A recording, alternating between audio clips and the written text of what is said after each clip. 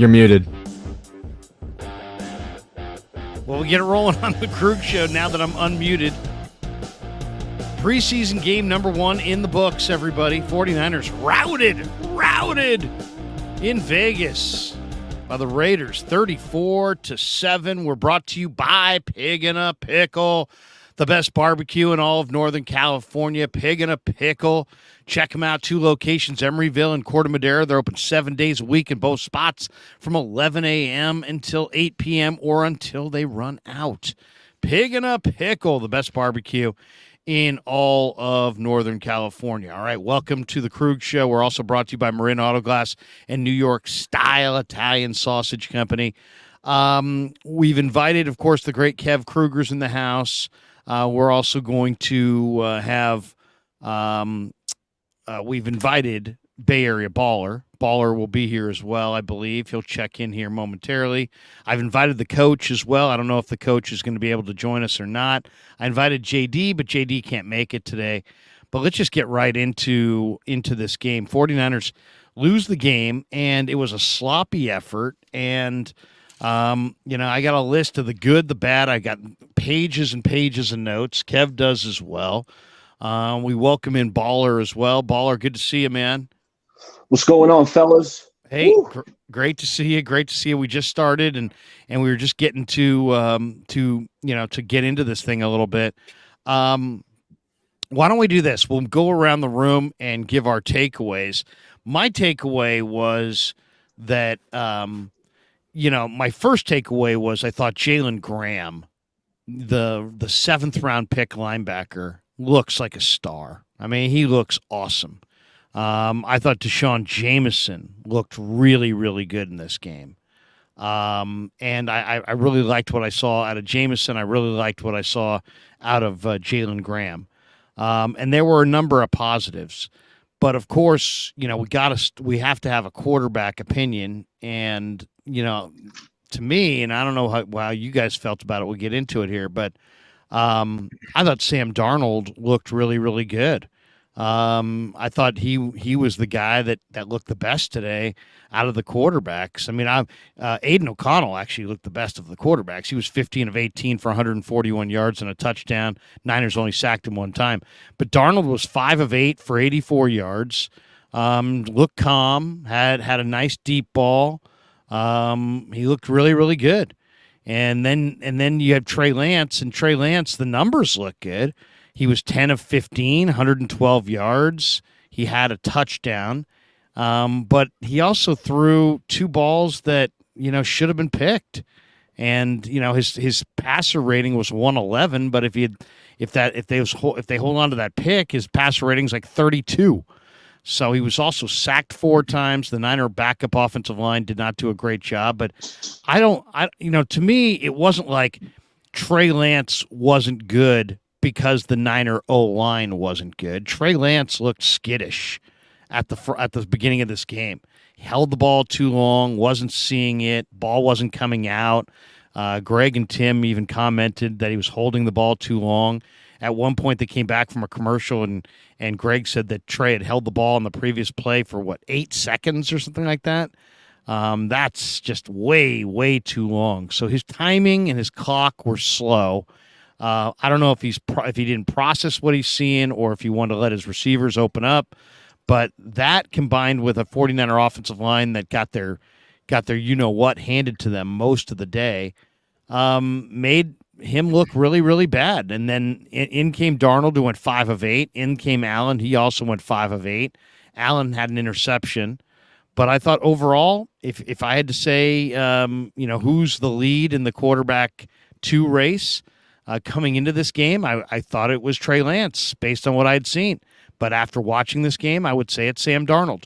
What do you guys think? Give me your initial takeaways on this game before we get into the deep dive. Well, the Niners got their butts kicked. I thought the Raiders really dominated the trenches. The 49ers offensive line, you talked about it. They did Trey Lance no favors. And we're going to do some stock up, stock down later. And yeah, here's a little preview. Nick Zakel stock down. I thought he gave up a couple immediate pressures that Yeah. led to sacks, both of them on the first drive. First offensive play, Trey Lance was getting sacked. So I thought he did do some good things, and some bad as well. You mentioned the dropped interceptions down in the red zone. It was a late read. Conley was open off the play action, but Lance saw it late. By the time he got it there, the defender was there to pick it off, but it caroms off. Dwelly gets an interception. That was wild. The only points the Niners scored today. So the offense didn't have too much to write home about. But I thought Lance did do some good things. He had a nice improv to Willie Snead that I liked. I thought that was one of his better plays. Yep. Yeah, best throw. I thought he hit Troy Fumagalli a couple times right in stride. So he did some good things. He also did some bad things overall.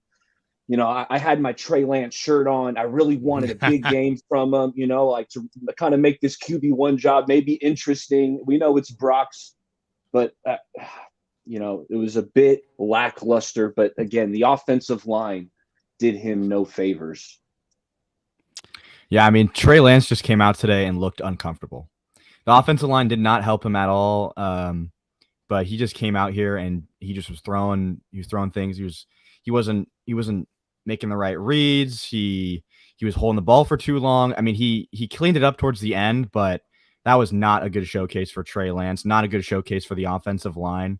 I think the defensive line also struggled. Javon Kinlaw was getting tossed around. He was ineffective. Cleveland Farrell, surprisingly, actually had a great game. And yeah, I mean, the dropped ball from Ronnie Bell was a killer. I think Deshaun Jameson looked great on his returns. There was a lot of penalties, I think almost on every single one of his returns. But yeah, I mean, Trey Lance honestly looked worse in this game than he has in previous years in the preseason. Do you agree with this one from Ada L. Rivera Cruz? Pocket collapse because Trey held the ball too long. He or she says accept it. I don't know. I don't know about that. I mean, it was a couple times, maybe once or twice, but there was also a couple times where he had no chance and the offensive line was instantly being beat and he had pressure in his face. But a couple times, I thought he held it too long. Yeah. David Musek says Brock Purdy can sit out the rest of the preseason as no one is a threat to QB1. I mean, I think that's, to me, I've been saying that the entire offseason, that Brock is clearly the number one guy. They're going to recommit to Brock. He's their guy. And I don't, maybe it's just me, but I don't care about training camp practices and interceptions in practice. Sometimes it tells you a story. Sometimes it doesn't.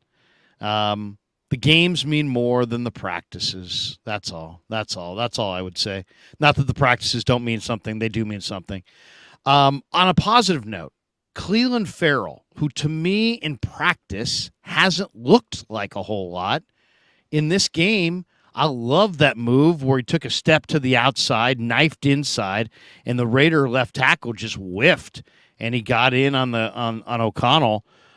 Cleveland Farrell showed a little something, guys. Maybe Cleveland Farrell's going to be able to, man one of those defensive end spots, but then the rest of the defensive ends didn't put hardly any pressure on O'Connell. O'Connell is not mobile. It's not like he's Kyler out there or Russell Wilson. This guy's not. He's a pretty much a stationary target. They really didn't get much pressure on him. I don't know what's more disappointing, the backup defensive ends or the second team defensive tackles. Now, there was no Armstead, no Hargrave, but I mean, Kinlaw and Givens just got moved. I mean, I think it might just be time to say that Javon Kinlaw is maybe not that good. At the end of the day, it's like whether he's in shape, out of shape, whether his knee is healthy or not healthy. He's an interior player that doesn't give you a lot of pass rush, and he doesn't anchor against the run. You saw him with a spin move and a run-down situation, taking himself right out of the lane, and the Raiders just gutted them right down the middle. Zamir White, there was like no challenge at all. To me, what was really discouraging today, because, I mean, some things are discouraging, but who cares? Like, if your backup quarterbacks don't play great, okay, they're still your backup quarterbacks. But if your D linemen don't play well, those D linemen are going to play. Javon Kinlaw and Kevin Givens are going to play. That's your second team interior defensive line, and they got gutted. They got absolutely gutted. So I didn't like to see that. I thought that was a huge negative for me. Is that, and then the other huge negative was Isaiah Oliver gave up a couple catches, one on a touchdown to Keelan Cole on a shallow cross. It just looked like he was kind of going 3/4 speed and tracking that ball from behind. Didn't love what I saw from Isaiah Oliver. What'd you guys think of Oliver? That touchdown catch was too easy. That being said, fellas, I thought defensively, especially, it was really vanilla. I thought it was super vanilla on defense, and it kind of led to some open receivers and some easy looks. And I know you were praising Jalen Graham, Krug, and I'm not going to push back. I love the way he looked. I'm not going to push back in the run game. That being said, I thought the 49ers linebacking core was awful in pass coverage. Numerous times, play action, they were getting sucked up. Tight ends were running free. Who's the tight end on the Raiders that was Frotherham? Who the hell was Frotherham? But he was running open constantly. So while he was Dave Casper tonight, Graham looked good in the run game. I thought DFF had a tight end run right by him, and I thought Jalen Graham in pass coverage, I wasn't too impressed there. But in the run game, I did think he played well. D. Winters, I thought he flew around, made some tackles, sideline to sideline. But, defensively, I was disappointed with the linebacking core. You know, the offense, we talked about it. The first three series are 3 and out, 3 and out, 3 and out. Just not the way you want to start off a game. And, I mean, it's a rivalry, fellas. Playing the Raiders, my first game I ever went to was at Candlestick. It was a preseason game where the Niners and Raiders used to play every preseason, right? And I must have been 11 or 12 years old, and I'm looking around. There were fights all over the stands around me. I'm like, oh, my God, this is what goes on at football games? Well, no, it was just Niners, Raiders. So it kind of stunk that the Niners got their butts kicked. That being said, I'm not going to overreact, fellas, because there's no starters playing, right? There wasn't a single starter out there. So, yeah, the Raiders dominated this game. We can take the good and the bad with it, but, hey, it's the preseason, fellas.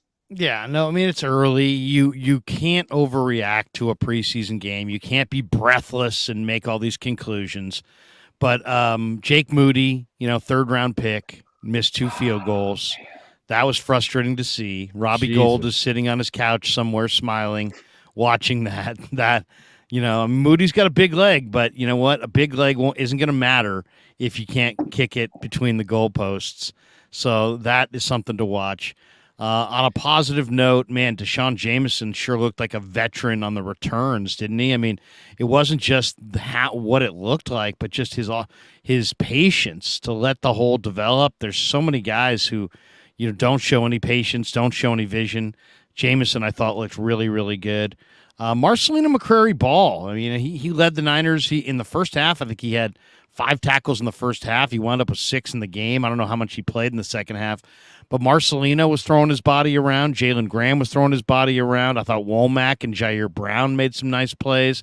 I thought Alex Barrett and Marlon Davidson made some nice plays.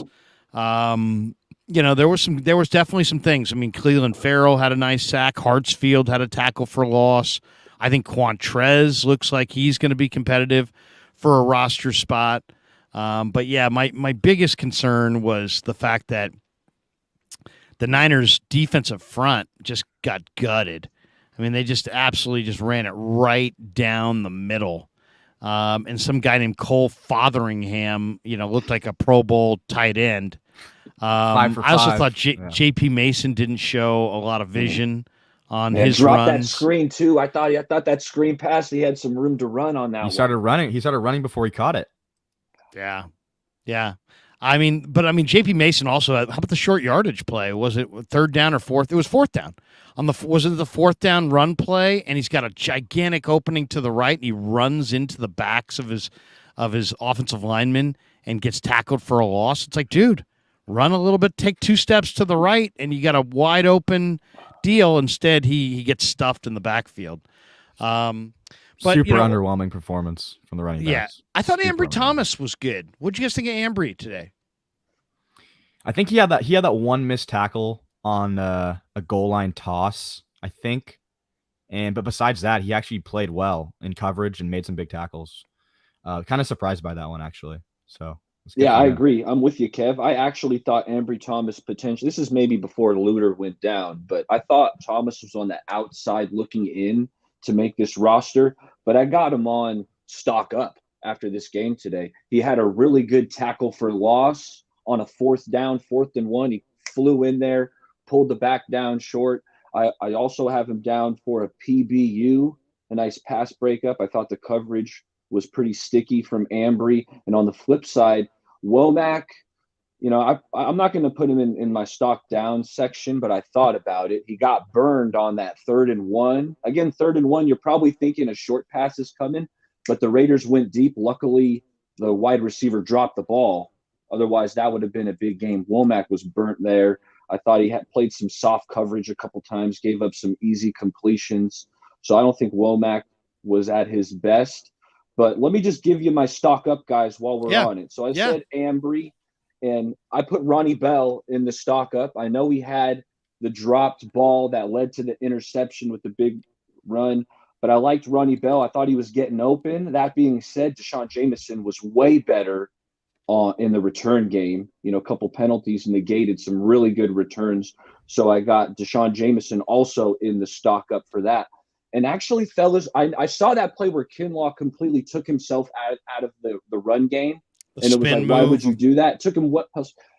I also saw him push the pocket a couple times, to be honest. Me personally, I got him in the stock up section. I did see him wipe himself out, but I saw him push the pocket a couple times and just get into the backfield and kind of cause some chaos. So I put him in the stock up. Cleveland Farrell, you mentioned the nice sack he had. He won with the inside move. I thought that was big time. I think he also had another kind of run stop. And then the last guy in my stock up section, I got Tay Martin. Thought he was getting open several times. He almost came down with that toe drag swag, but toe came down on the line. So that's who I got for stock up after week 1. I'm gonna have to disagree with the Womack. I actually thought Womack played pretty well. He got burned for sure from Trey Tucker, the speedster that they just drafted. But that play, yeah, he definitely got burned on that play. But I saw him make a couple good plays. As for the soft coverage, I thought that they were playing more of a deep quarters there, and then he had to cover the flat. Like he didn't have anyone covering the flat on some of those comeback routes. But he made 4 tackles today, which is the 3rd highest on the team. I don't know. I thought it was decent from him. But usually tackles for corners, Kev, at least from what the rule of thumb I've learned, if you're getting a lot of tackles, it means that you're giving up some catches too. Yeah. No, for sure. There was good. There was definitely some good and bad. I mean, Womack's had a great camp, but yeah, he had a couple of bad plays today. I guess the big question is, how much credence can we put into what Lance did and what Darnold did when you look at how poorly the Niner O-line played? I kind of look at Lance as just he looked nervous and skittish early in this game.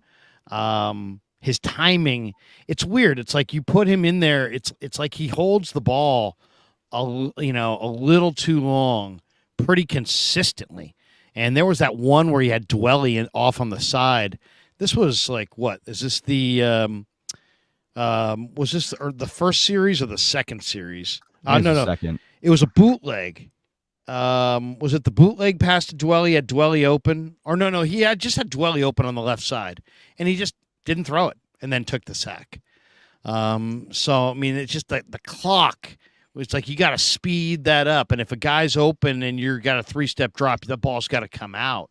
But he looked a little skittish to me. How much of that was the Niner offensive line? How much of that is just unbelievable inexperience? How much of that is the fact that Kyle threw a lot early in the game? I don't know. But to me, Darnold definitely looked better than Lance. He looked more comfortable. He looked more in control. Well, he wasn't perfect either.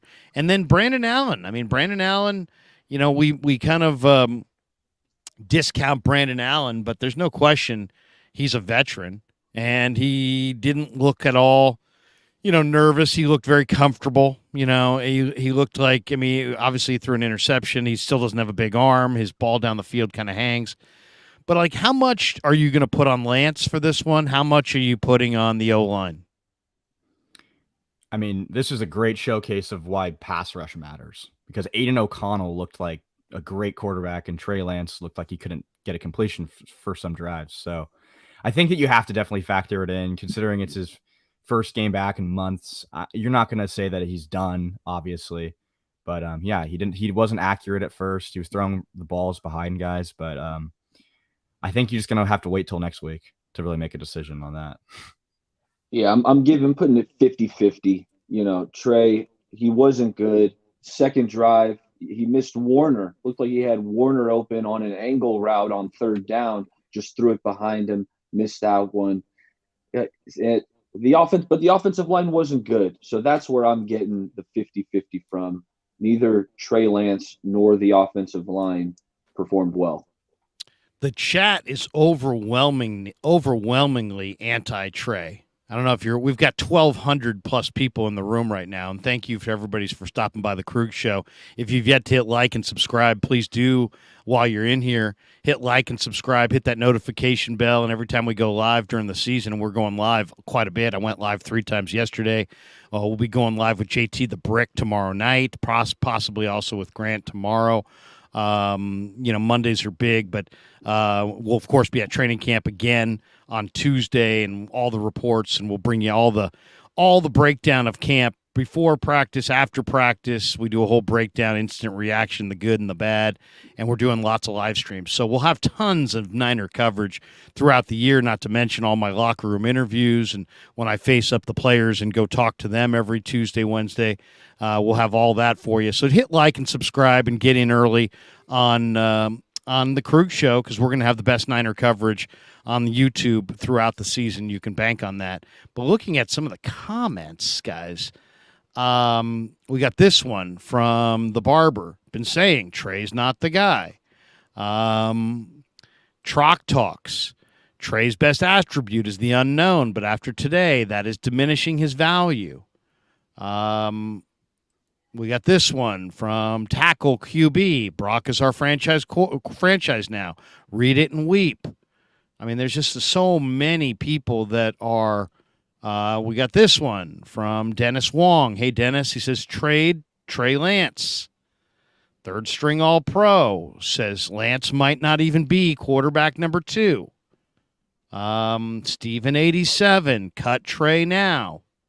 Do you see what I'm staring at here? And you guys are probably seeing this as well. Lincoln, trade Trey Lance. Lincoln, Lance sucks. Jason Taylor, hopefully all that Trey talk is done. I mean, this is just, and this is just a consistent theme. We got people who are really taking shots. We got a guy who says he should work at McDonald's. My God.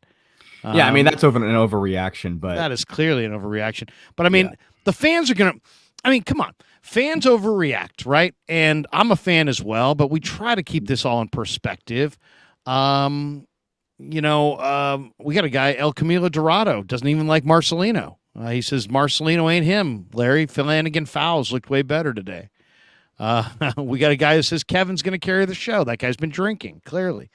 No, but I mean, here we go. Steven, cut Trey. I mean, yeah, this is an overreaction, but I think it's a valid concern to be. There's an awful lot of people saying these things. That's all I'm saying. No, I'm not 100%. saying it's. I just think it's valid to be upset with the way he played today. I don't think that you should be saying that he's a bust right now, but he did not play great today. That's the truth. He didn't play great. Darnold is better than Lance. This is all instant reaction kind of stuff. I think He was today. Sam Darnold was better than Lance. They both operated behind the same questionable line. And now Sam had a little bit more run pass balance. How much do you factor that in? There's a lot of factors here that go into this. But Trey hasn't played a lot of football, and it's like we try to speed that up. okay, it doesn't matter. He's got this and that, and he's got all these weapons and this offense, and it won't matter. And he's now in year 3 in the offense. But today he really looked uncomfortable at the start of the game. That's all I could say. I mean, I can't say definitively what, how much we could take away from this today, but he looked uncomfortable. All right, let's hit some supers here. Since we got 1,300 people in the room now, let's get to these supers. Shakobia Luckett. How good does Brock Purdy do in this game with the same players? It's hard to say. I think the one thing you can say is that Brock would have got the ball out faster. 808 Niner says Zakelj got trucked twice on one play. How the hell does that happen? Manning and Fisher looked okay. Oliver looked bad, flat-footed. Ambry was great today. I would agree with almost all of that, 808 Niner. Mark Hope says, my take, nobody cares, LOL. We care. Let's forget the pass rush and wide receivers. Trey showed no athleticism, no quickness, no twitch. He was running in cement and saw nothing downfield and threw it into coverage anyway. I mean, I think that's kind of a fair evaluation as well. Double B Studio. Trey's 20 dropbacks and only 7 handoffs proves Kyle is out to ruin Lance. Grant asked Kyle Shanahan this, and he responded with, that wasn't the plan. So what is? So, I mean, first of all, you're going to have games where you have more passes than handoffs and then runs. I mean, look at Brock Purdy's, games last year. He had a bunch of games where they didn't run the ball nearly as much, and they threw it a ton. So, I mean, that kind of is what it is. So now what? If Kyle is calling pass plays, now he's got it out for Trey. Did you guys see anything with Kyle's game plan today that you think in any way hurt Trey Lance? Go ahead. No, I mean, maybe it might have been a little vanilla, but I think every team's going to run vanilla stuff in their offense in the first preseason game. That being said, I don't think the offensive line executed very well. I didn't see, there weren't many holes opened up for the running backs. The pass protection, we already talked about the issues there. So no, I'm not putting it on Shanahan. I think it was more of the execution. Kev, what do you think? Why wouldn't you get? Yeah, my take is, why wouldn't you give Trey Lance as many throwing reps as you could give him? I don't see the problem with having him drop back to throw more. I think the offensive line was getting beat so bad that they started doing more play action, and he started rolling out more, and he still was getting pressured. But when Grant tweeted that, I commented, like, I respectfully disagree, just because I just don't agree. Like, I don't think that Kyle would do that to prove that Trey Lance, or try to put Trey in a bad situation to make him fail. Like, we can't. Are that where we're at? It's August the 13th. Are we going to go with conspiracy theories now that Shanahan has a vested interest and is trying to, ruin the confidence of Trey Lance? I think that's more than that's further. He's going to have to pass the ball. Like, you can't. I don't get that. I don't get it. I mean, there were a lot of passes early, but I mean, he's a quarterback. I mean, make the plays. Flav says, honestly, if Trey was cut, the 49ers could probably get him on their practice squad at this point. No one would want him. It's atrocious. What do you think? I don't think Trey Lance was atrocious today. I don't think so either. I just thought he looked fidgety. He looked fidgety early. And you're right. I agree with that, right? And when you're talking about fidgety, it's sometimes he hits that back foot and you feel like the ball should be coming out when he's kind of hesitant, right? That's what we're talking about, fidgety. That being said, a couple times, again, we're watching the TV broadcast, right? But I'm rewinding on my Comcast the last 10 seconds to rewatch the play. I'm not seeing guys that were obviously open in that little box they give you on the TV broadcast. So the all-22 will come out, either later today or tomorrow, and we'll have to see on some of these plays where, Trey, it feels like he should have got the ball out. Is there an obvious guy open? 1,500 people plus in the room right now. Welcome to the Krueg Show. Hit like and subscribe. Helps more people find the show when you hit like, when you hit subscribe, and hit that notification bell every time we go live. You'll get a little notification. We're going to go live, probably 10 times a week throughout the football season. And, of course, training camp, all the player interviews. It's all right here on the Krueg Show. All right, let's go back and go drive by drive. The first 3 Niner drives, they went 3 and out. On the 4th drive, it started with Ronnie Bell on a jet sweep. Okay, then you had TDP on a nice little run.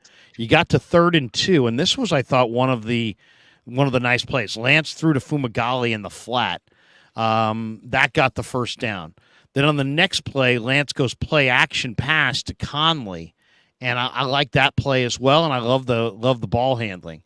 Then on 2nd and 4, Ty Davis Price runs inside, and Willie Snead had a beautiful block on the inside run, if you remember on that play.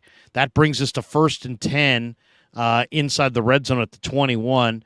And Lance went to Willie Snead on that jump pass that you talked about before, Baller, which I thought was, Kevin and I were watching it with our other son, Christopher, my other son, Christopher, and we were basically saying, hey, look, that might have been Lance's best play. Why? Because he moved his feet. It was a competitive play. He was looking for the first down. He looked like he was almost over the line of scrimmage, but he knew where he was. He flipped it to Snead, who caught the ball, and they got the first down. So now it's 1st and goal, and Lance goes to Conley. And once again, I think based on what I saw on the replay, Conley was open for a good 2 seconds before the throw.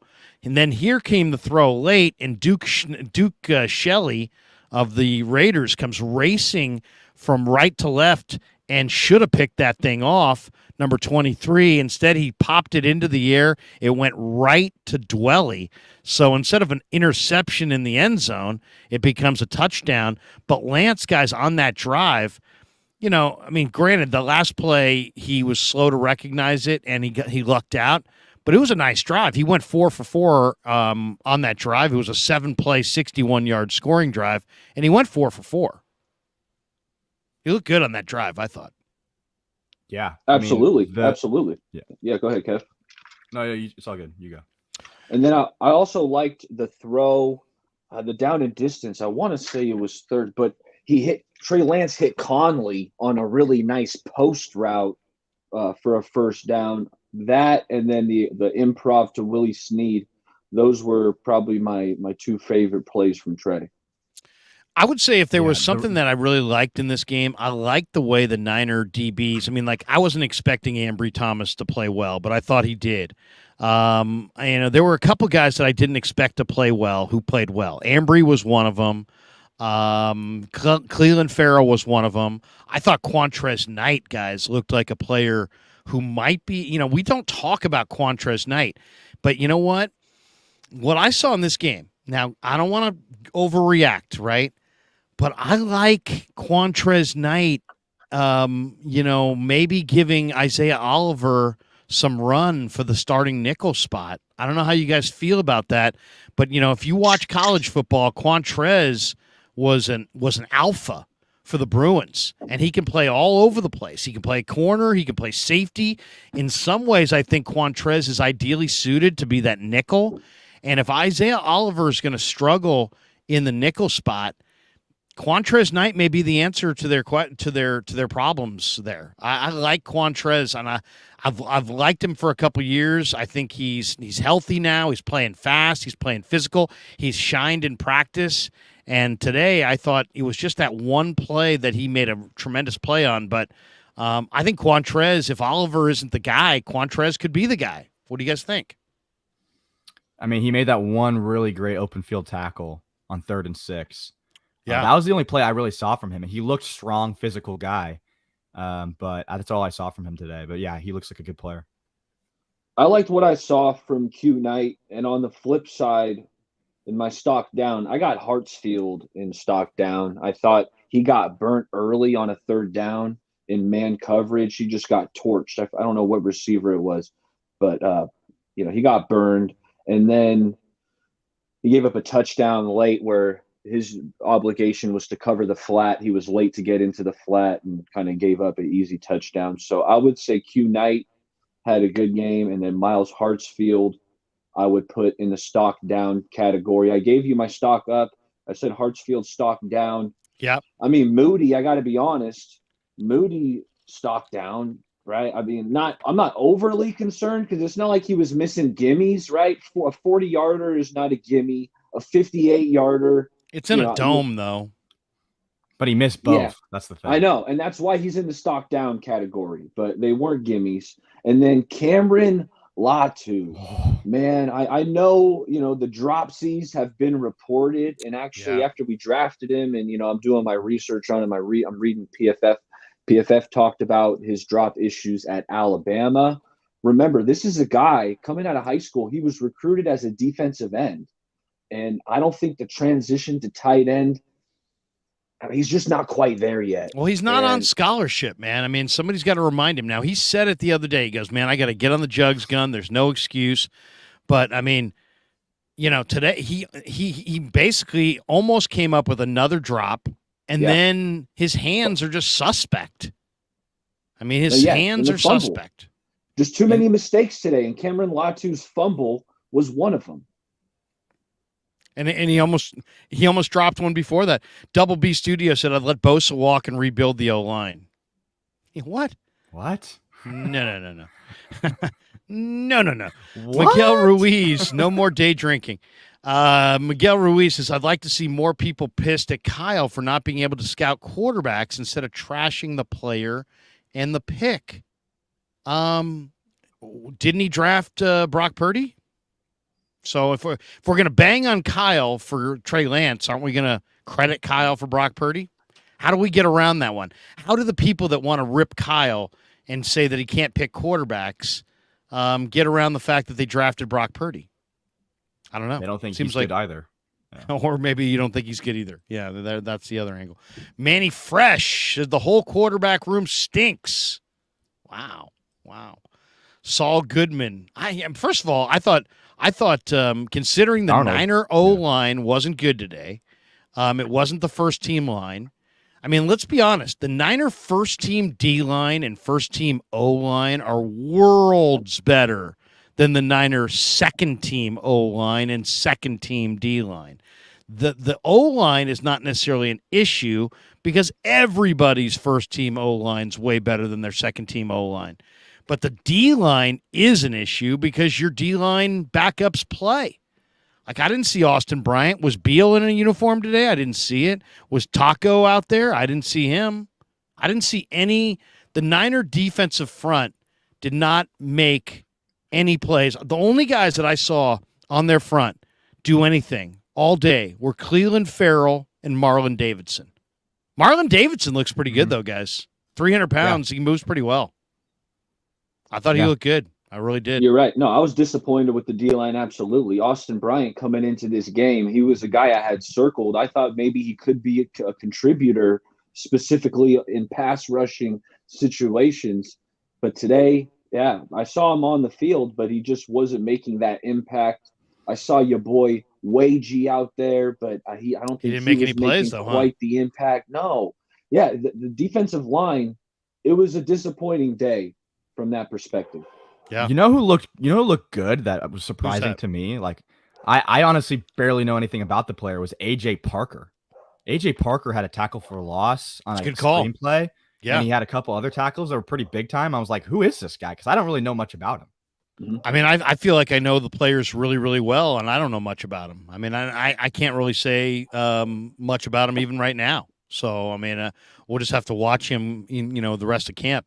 Saul Goodman says, 5 stages of grief. I'm at acceptance. Trey Lance is a bust. Wow.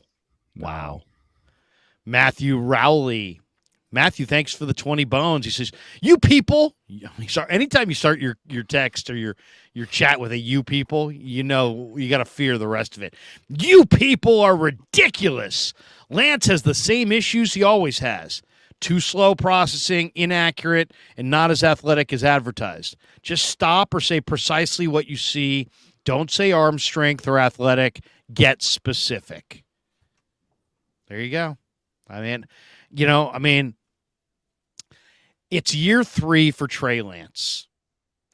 He had a redshirt year. He had an injury year. It's year 3. He has had more mental reps in this offense than the rest of the three 49er quarterbacks combined. So he should not be processing slowly. He should not be hesitant in the pocket. You can't drop 3 steps and be staring at a receiver who's open in the flat and just not pull the trigger. He just didn't look comfortable. We can blame the O-line. You can blame Kyle. You can blame whatever you want. At some point, you gotta, it's gotta, you can't make excuses. It can't be about the coach did me wrong. My line did me wrong. This guy did me wrong. That guy did me wrong. Sam Darnold, behind the same line with the same coach, had to look pretty good. Brandon Allen, and I think Brandon Allen and Sam Darnold today both looked better than Trey. And I'm not saying that Trey's a bust because I don't believe he is. But he didn't look comfortable today. And maybe that's just today. Green Glass Full says Grant created a lot of this controversy, don't lie. Grant's a force of nature. There's no question. Deshaun DeVoe says, LOL, Purdy threw 4 interceptions against this team. I don't think we have a starting quarterback.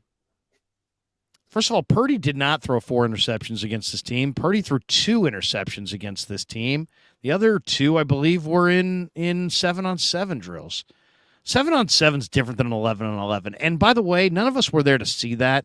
And I'm not saying it didn't happen. I'm just saying context. Like the same way, if you throw a pass down the field on 4th down and it gets competed for and tipped into the air and somebody else grabs it, that's not the same as I didn't see the defender and I threw it right to him. So you do need some explanation. But here's a guy, Deshaun DeVoe, doesn't believe that they have any quarterbacks. We'll see. We're going to find out soon enough, aren't we? Daryl, 49er for life, Smock. Everybody's saying cut Trey Lance. Should Casey cut Mahomes? They lost today also. Did they really? I mean, did Mahomes play? Yeah. What if Andy Reid what if plays guys. if Kansas City cuts Mahomes, should the Niners sign him? Maybe. Yeah. Dr. George Kelly, we have a doctor in the house. Is there a doctor in the house? Yes. Dr. George Kelly.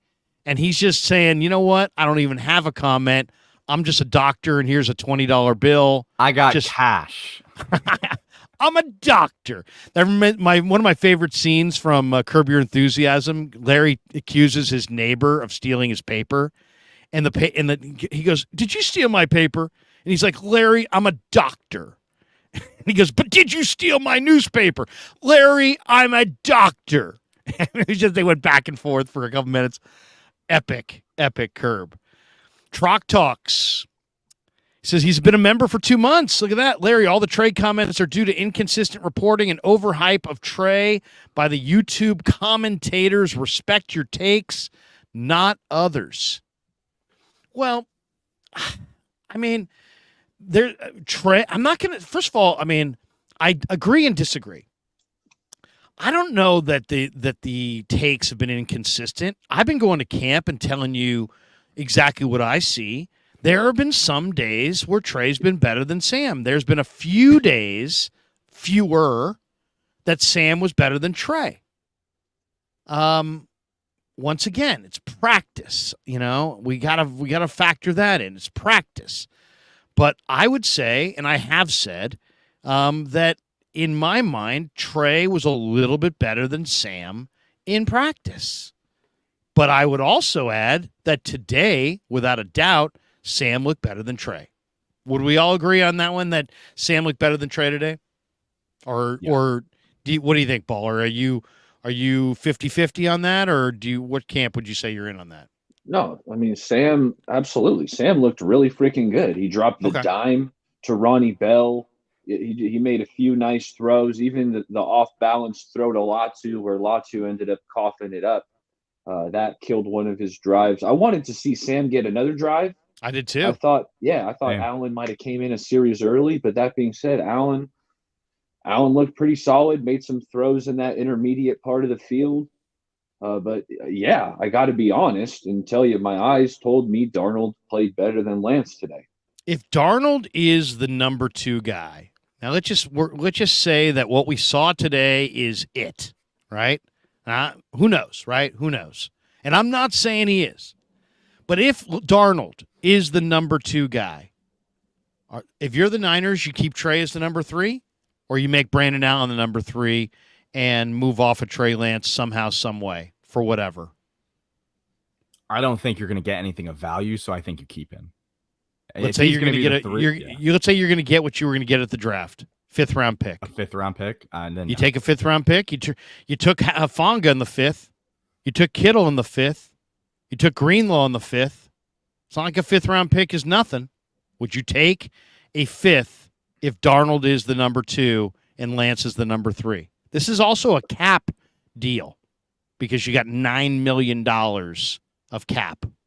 Does that free up? Is that cap hit already locked in, or that would be freed up if you would free up $3.76 million in a Trey Lance trade situation?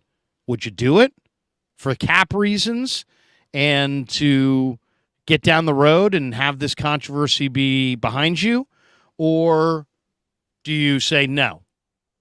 Young player, too talented. $3 million, freeing up $3 million is not enough. If the whole 9 was coming off the books, and that kind of opens up some avenues potentially for a mid-season trade, but opening up $3 million isn't doing it for me at that point. No, I'm keeping Lance. I hear you. I may have been overly critical of Trey Lance today, but even I'm not gonna. I would say no. I would say no as well. You need to get something more important back than that. Yeah, no, I agree. I'll say this. I'm going to try to be consistent on this. I'm only moving Trey Lance if I can get something that's going to help me win the Super Bowl this year. I don't want to move him for a pick. If I'm going to move him, I'm not saying I wouldn't move him, but if I'm going to move him, I want Montez Sweat. I'll even give Trey and something to get a player that helps you. If Tampa wants him, I want their right tackle Gadecki or Devin White, or I want something. I want a player that's going to play right now. I don't want a pick down the road. If I'm Shanahan, if I'm all in on win the Super Bowl this year with Brock Purdy, and they are, then if you move Trey Lance, you sure as hell better get something in the present, because the chances are on the back end he could be good, and then you got to win. You got to either win the deal up front or you got to win the deal on the back end. You can't lose the deal up front and lose the deal on the back end. NG49 says, I'm a Trey guy, but he looked rusty. If that's it, then Brock better be it.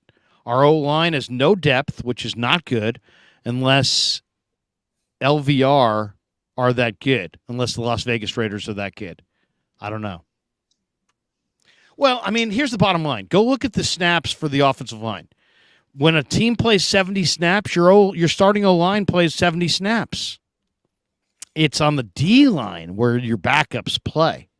Now, I like Feliciano, and I think there's some good things to say about, the potential down the road of like a Poe or a Zakel, maybe Fisher as a guard. But I don't like the backup tackles. And, that's a big part of it. I mean, the step down from the Niners. Who were the starting tackles today? Did you guys see? Jalen Moore was out there. And to be honest, Jalen Moore didn't stand out. So I think that's a good thing, because I feel like when you're watching offensive line, it's usually when they screw up is when you notice them. Like I've been getting on Zakel. But, yeah, I know Jalen Moore, and I want to say it was Matt Pryor at right tackle getting the start.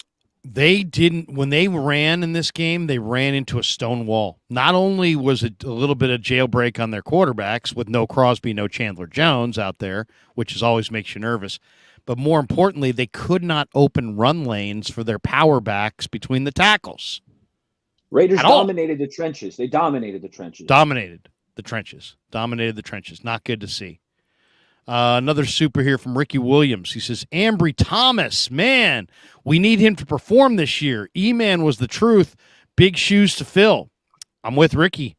Ambry's looked good in practice, guys, and he looked good today. And you got Ambry, you got Womack, you got Jameson, you got Lenore, you got obviously Mooney, you got Oliver, you got Quantrez.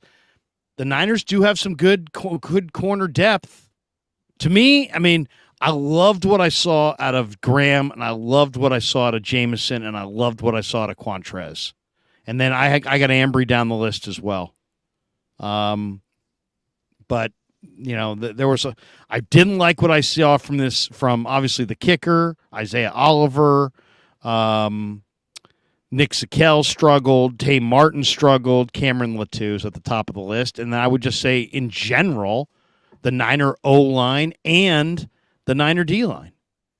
Matthew Rowley, has he been fidgety every start because he looked like he has every other game in this start? I don't know if Trey, I thought he looked pretty good in the second half against the Texans, but there's the problem with Trey to this point has been there's been enough inconsistency that they just fall behind the chains. They wind up punting. He makes a good play, makes a bad play. There's not a lot of consistency. I'll tell you the other thing I noticed with Trey, and I don't know if you guys have noticed this. The offense doesn't seem ever like it's in rhythm with him. Like when Darnold came in, 2-3 plays in, you felt like, hey, they got a little rhythm here. They got a little rhythm. They didn't. I almost have never felt like Trey's established a rhythm, maybe at any point in any game. I mean, now he hasn't played a lot, but go back to the Chicago game. There wasn't a lot of rhythm there. Go back to the Houston game. I think they were scoreless in the first half. There's not a lot of rhythm. He's got big playability. He's got a strong arm. But as far as establishing a rhythm, ball coming out on time, where you feel like he's in command, he doesn't give you that feeling right now. Well, I mean, it was because he had 3 and outs to start the game. Or was it 2 or 3? I forget. But 3. The drive that ended in a touchdown was no rhythm. There was some rhythm towards the end. Yeah, towards the end. But I mean, in the first 3 drives, no first downs, no rhythm. I mean, that's what establishes a rhythm is you get a couple first downs. Yeah, it just seems like he gives the vibe. Like the vibe comes off a lot. Like, it's like first down run, you get 2 yards, and then it's like sack, and then it's incomplete, and then we're off the field. And that's how it went for the first couple drives, which kind of reminded me of the Chicago Bears game. Green Glass Full says Trey is a fantasy for the biased and grifters. Wow. A lot of supers today. Mark Hope says fidgety equals indecisiveness equals bad quarterbacking. Fidgety sounds better, though, doesn't it? Fidgety sounds kind of like it's solvable, it's temporary. Bad quarterbacking sounds like it's a sentence. Fidgety just sounds like it's nerves. I'm going to go with fidgety. Mark Hope says Trey's jump pass will get him killed in the regular season game. I have no problem with that pass. I thought it was resourceful, to be honest. I thought that was his best play, and the reason being is it was an empty play, and it was a passing play. The play broke down, and he ran out the pocket and then made the throw on the run. Like that's the most you could ask for a player in that position to do. So Roberto Davis says really tough game, really rough game for Trey. We better hope Brock's forearm is solid. That's his elbow. Darnold does not look like a viable option.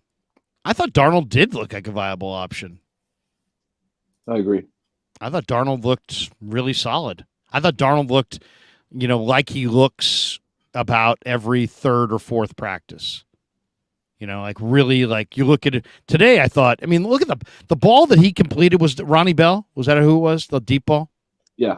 That thing was just, you couldn't have handed it to him any better than that. Perfect Dimer. throw. Yeah, that was a flat dime. Any way you sliced it. Double B Studio, these quarterbacks play like they didn't practice enough. Well, that's not the case. They've been out there practicing their butts off. And they'll be back out Tuesday, and I'll be there for it. Keneal Mason says, shouldn't have we expected him to have nerves in his first game action in 11 months after he got his ankle broken behind an iffy at best O-line? That's a great point. That's a great point by Keneal. I was hoping that he wouldn't look nervous and wouldn't look fidgety and he wouldn't look like he had a lot of nerves because I thought he didn't show that in practice, but he definitely he looked uncomfortable at the beginning of this game. G-Code Travels Vlog POV. Thank you, Larry, for the prediction. All right. You're welcome. Sacha Brady says those who like Trey Lance are in hiding, while those who want him to fail are on the prowl tonight. I want to see if he learns from his mistakes next week. That's fair. Seriously. That's fair. JEB. A lot of fans just turned racist. BCB is QB1. I'm a 53-year-old man. I've got 4 kids and a wife. I can't call Brock Purdy BCB. I just can't. I just can't. I can call him Brock.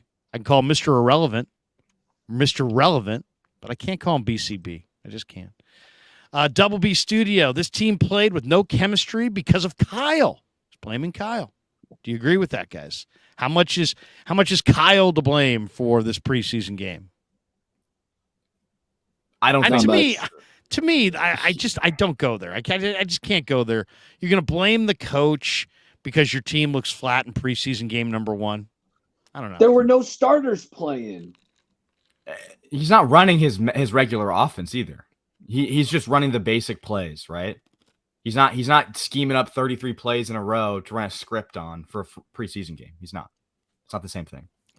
So that's really it right there. What Kev just hit. He's not scheming anything.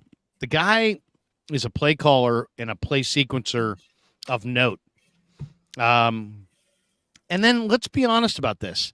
If the Niners have one thing that you can say definitively about their offense, they may be a little top heavy. They got a really good running back. They got a really good tight end. They got 2 really good wide receivers. They got a really good left tackle. When I say really good, I'm talking about some of the best players in the league. But when you have really, really good starters, oftentimes your backups are just kind of right? Just kind of okay. Their depth behind Trent, their tackle depth, very iffy. They didn't open run holes today. I like the running back depth, but they didn't play particularly well. I actually kind of thought, who was the last back out there? McNichols? I thought McNichols might have looked. I thought McNichols looked like the best back today in a lot of ways. McNichols he did pop. He had some good runs. Yeah. From what I'm reading on the stats, I think he might have had 1 good run because this says he had 4 carries for 7 yards. Oh. I don't know. I thought he popped one. Thought he looked good. Maybe one of those got called back. I think maybe he had one that went back for -4 or something. Double B Studio says the Raiders look like a hungry team and a hungry coach. They should be. They're a bad team. They're trying to establish themselves, new culture. They're at home. Glass half full guy. How much can you realistically take from this game in the 49ers only scoring 7 points?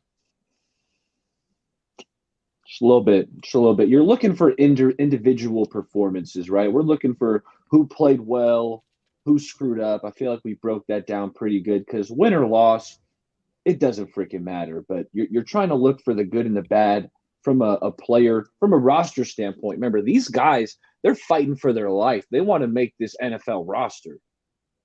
When I'm looking at these, who flashed positively, negatively, almost all of the guys who flashed for me were defensive guys. The only offensive guys that I thought flashed at all were Ronnie Bell, Sam Darnold, and Ross Dwelly.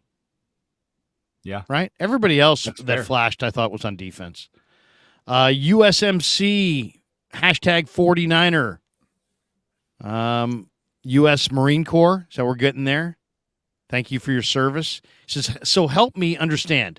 10 for 15 with a drop by Mason, so it's 11 for 15 and you're a bust.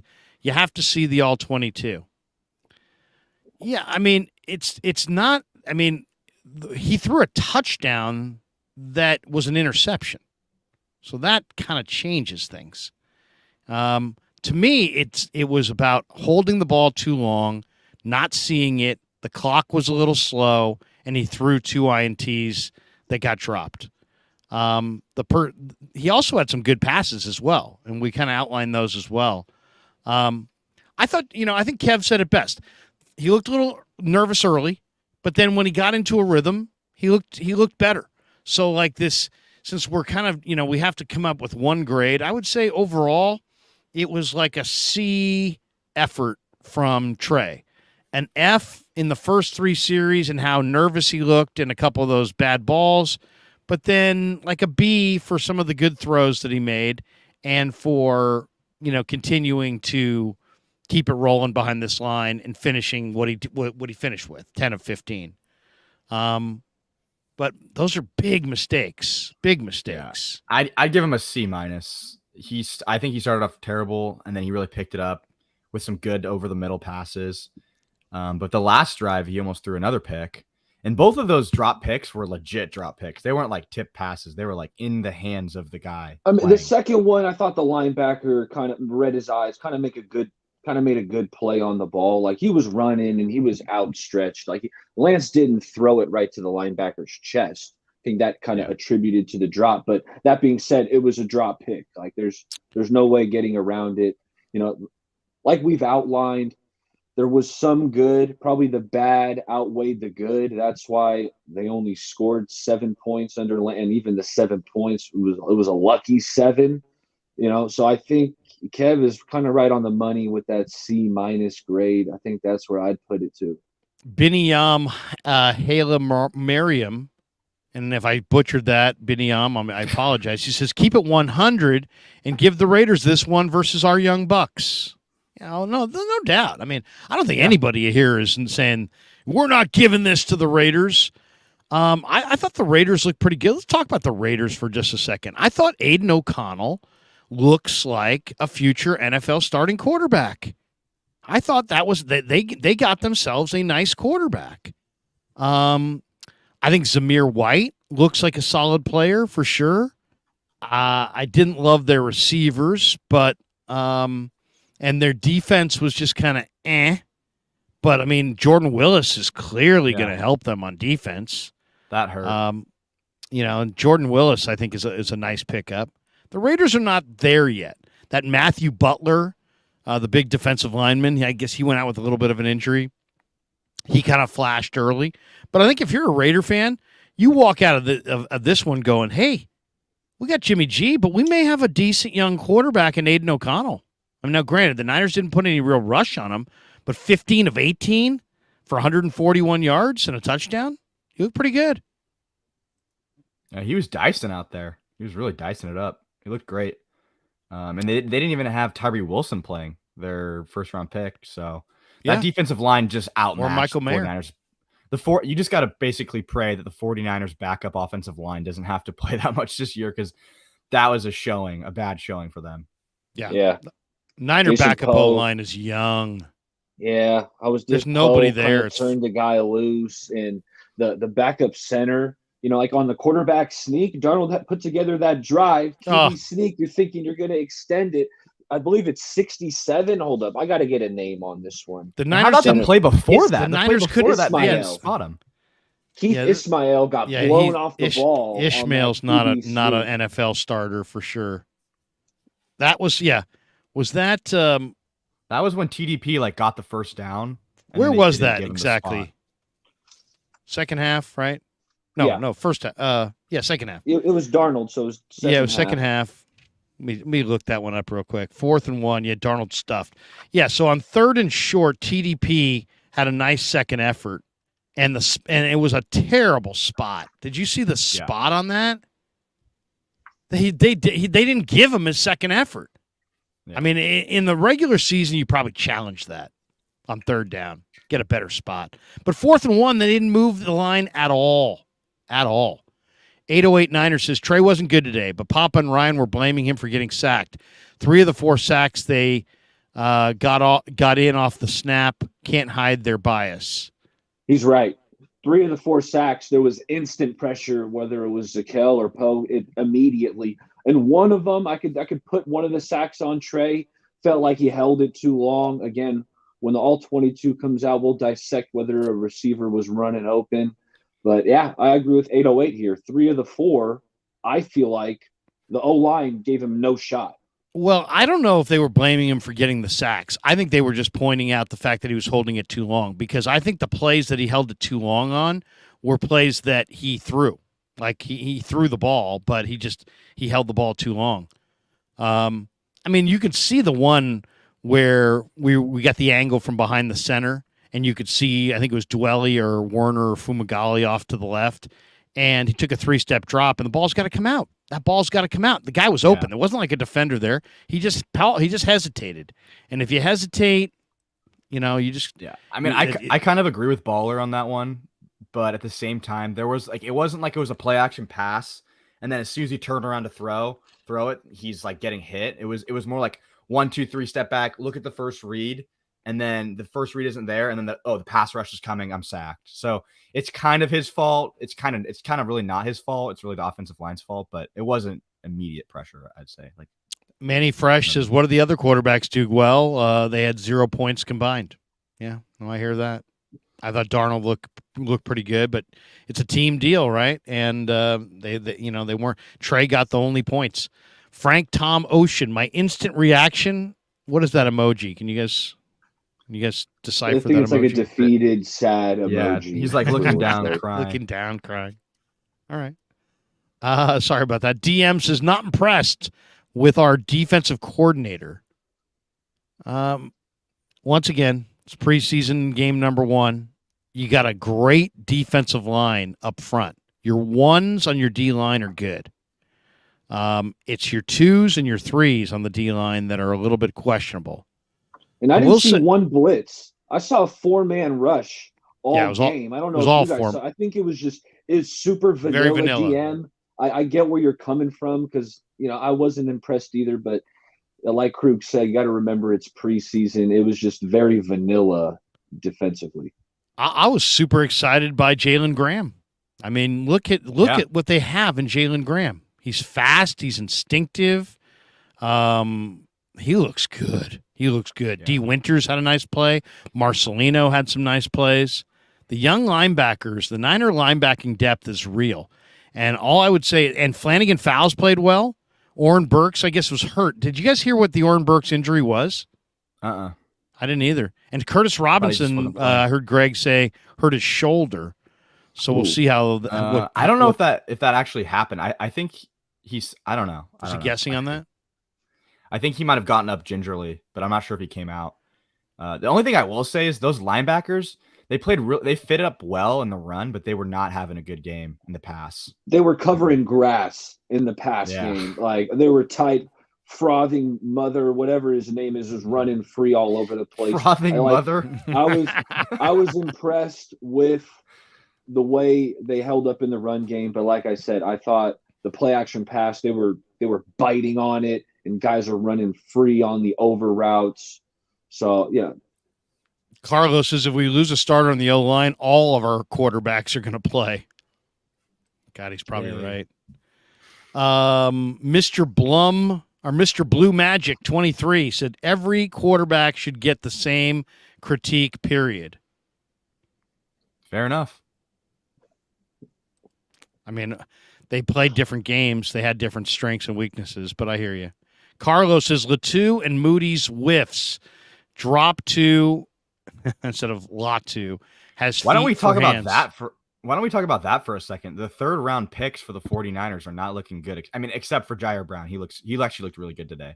But what do you guys feel about the Latu pick and the Moody pick being kind of a reach at the time and now looking how they're playing now? Go ahead. You know what? Go ahead, Krug. I just don't. I mean, my first reaction is often my best reaction. But you know what? I didn't love the Purdy pick at the time either, so maybe that's not true. But I really didn't like the Latu pick because they were better tight ends. It was a deep crop of tight ends. I thought they could have gotten them in the 5th round. You could have gone with an offensive tackle there. The BYU Blake Freeland, I think, was there. There were other guys there that I really liked in the 3rd round. I mean, I could call up the draft and tell you exactly. And then the kicker in the 3rd round, it's like, I hate inventing. You had Robbie Gould and he wanted to come back, and you invented another need out of thin air. And I hate that. I hate teams that you go into the draft, well, you need this and you need that. And then, but wait a second, between the end of the regular season and the draft, we invented a new need, and now we're going to try to fill that need. And I just didn't feel it was a need. I mean, they could have re-signed Robbie Gould. They traded for Zane Gonzalez.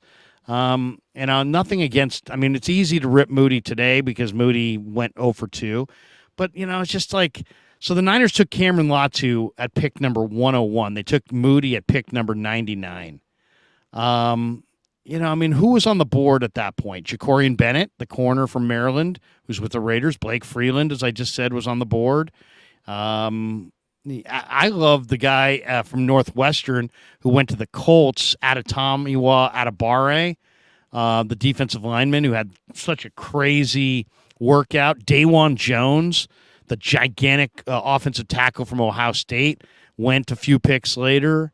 They were just, it was too early in the draft, I thought, for a kicker and a tight and that tight end. I thought there were a lot better players on the board. Viliami Fehoko, the San Jose State edge rusher, went to Dallas a few picks later. I really like him. Aiden O'Connell. Heck, you could have had Aiden O'Connell. Darius Rush, Clayton Tune, Dorian Thompson-Robinson. I'll give you one. Izzy Abanaconda. I love Izzy. Jamie Robinson from Florida State. These guys were all on the board at this point. So, the Niners went with Darrell Luter in the 5th round, but between the 3rd round and the 5th round, there were some damn good players there. So, I don't know. We'll see. It's easy to be mad at the kicker after he misses 2 kicks. He does have a monster leg. He did make a high percentage of his kicks in camp. The guy was absolutely awesome in camp. But was it nerves today? It was a dome. You got perfect conditions. You got a perfect, opening debut conditions for your NFL debut, and he was wide right and wide left. Yeah, I don't know what to say about Cameron Latu, but Jesus Christ. Drafting a kicker in the 3rd round and he misses the first 2, it's like you're probably sweating right now if you're John Lynch a little bit at least. And I know Brad. You got Robbie Gould a phone call away. What do you do? Yeah. I remember Brad. You call Robbie Gould and say, Robbie, meet us in Santa Clara on Tuesday. Seriously, what would you do? What would you do? Would you? Not to interrupt you, Kev, but what would you do if this was Moody and you owned Moody? Would you go with Zane Gonzalez if Moody struggles throughout the preseason? Do you call up Robbie Gould? It's how do you react? You don't just. I think this Jake Moody has to have a good preseason to make this team. There's too much competition, and Robbie Gould's sitting by a phone. Robbie Gould's never missed in the playoffs. For all we know, Jake Moody could be a footnote. Remember that 3rd round kicker? Robbie Gould could probably kick 2 or 3 more years. I think you're just happy that there's 2 more games to play before you have to make that decision, honestly.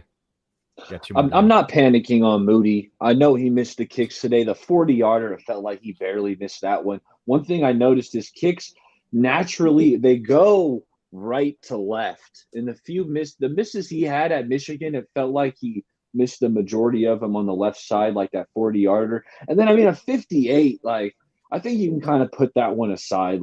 You're probably not even going to attempt that in most games. So I kind of put the 58-yarder to the side. But, yeah, you're going to want to see him make some kicks here. But I'm not pushing the panic button on Moody. I'm more concerned about Latu because, Larry, we went live right after that draft, and neither one of us were fans of the Latu pick. The tight end position, I didn't scout every player or all the positions coming out into this draft, but the tight end position, knowing the Niners needed 1 or 2, I scouted tight end. And after I watched the tape on Latu, my notes, part of it said not overly impressed with what I'm seeing. And now he's dropping balls. That being said, I'm also watching Braden Willis really closely. That's my guy. Today, I know he caught 1 ball on an out route for 5 yards. So, I can't say he was dominating out there, but I got a close eye on Braden Willis because I do favor him when we're talking about the 2 rookie tight ends like Latu. Man, I'm not sure if he's going to make this team. Yeah, I think that at this point is especially because it's a competitive position. Yeah, and do they go with 4 tight ends or do they go with 3? I think a lot of people think they're going with 4, but I've done the exercise of paring down the roster to 53, and it is not an easy deal. It's going to be last year. It's going to be tough. Who are the other tight ends? Josh Wiley from Cincinnati He went later to Tennessee.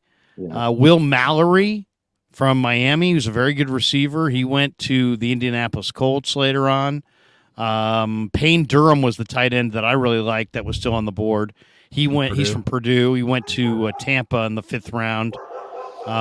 Davis Allen went to the Rams in the 5th round. I mean, it was a really good tight end draft.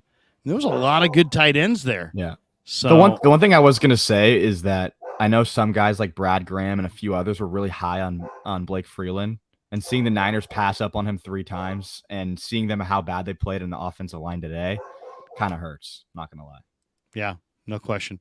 Miguel Ruiz. So we think the 7th round pick was single-handedly Kyle's pick. Love Brock and love you, Larry. But come on, someone else in the organization did their scouting and homework on Brock Purdy, Larry. I'll agree to disagree. I mean, believe me, I know enough about these organizations. I mean, I think also John Lynch is already on record as saying that a guy named Slowick, I think it was Kevin Slowick, was the guy who's the scout who banged the table for Brock Purdy.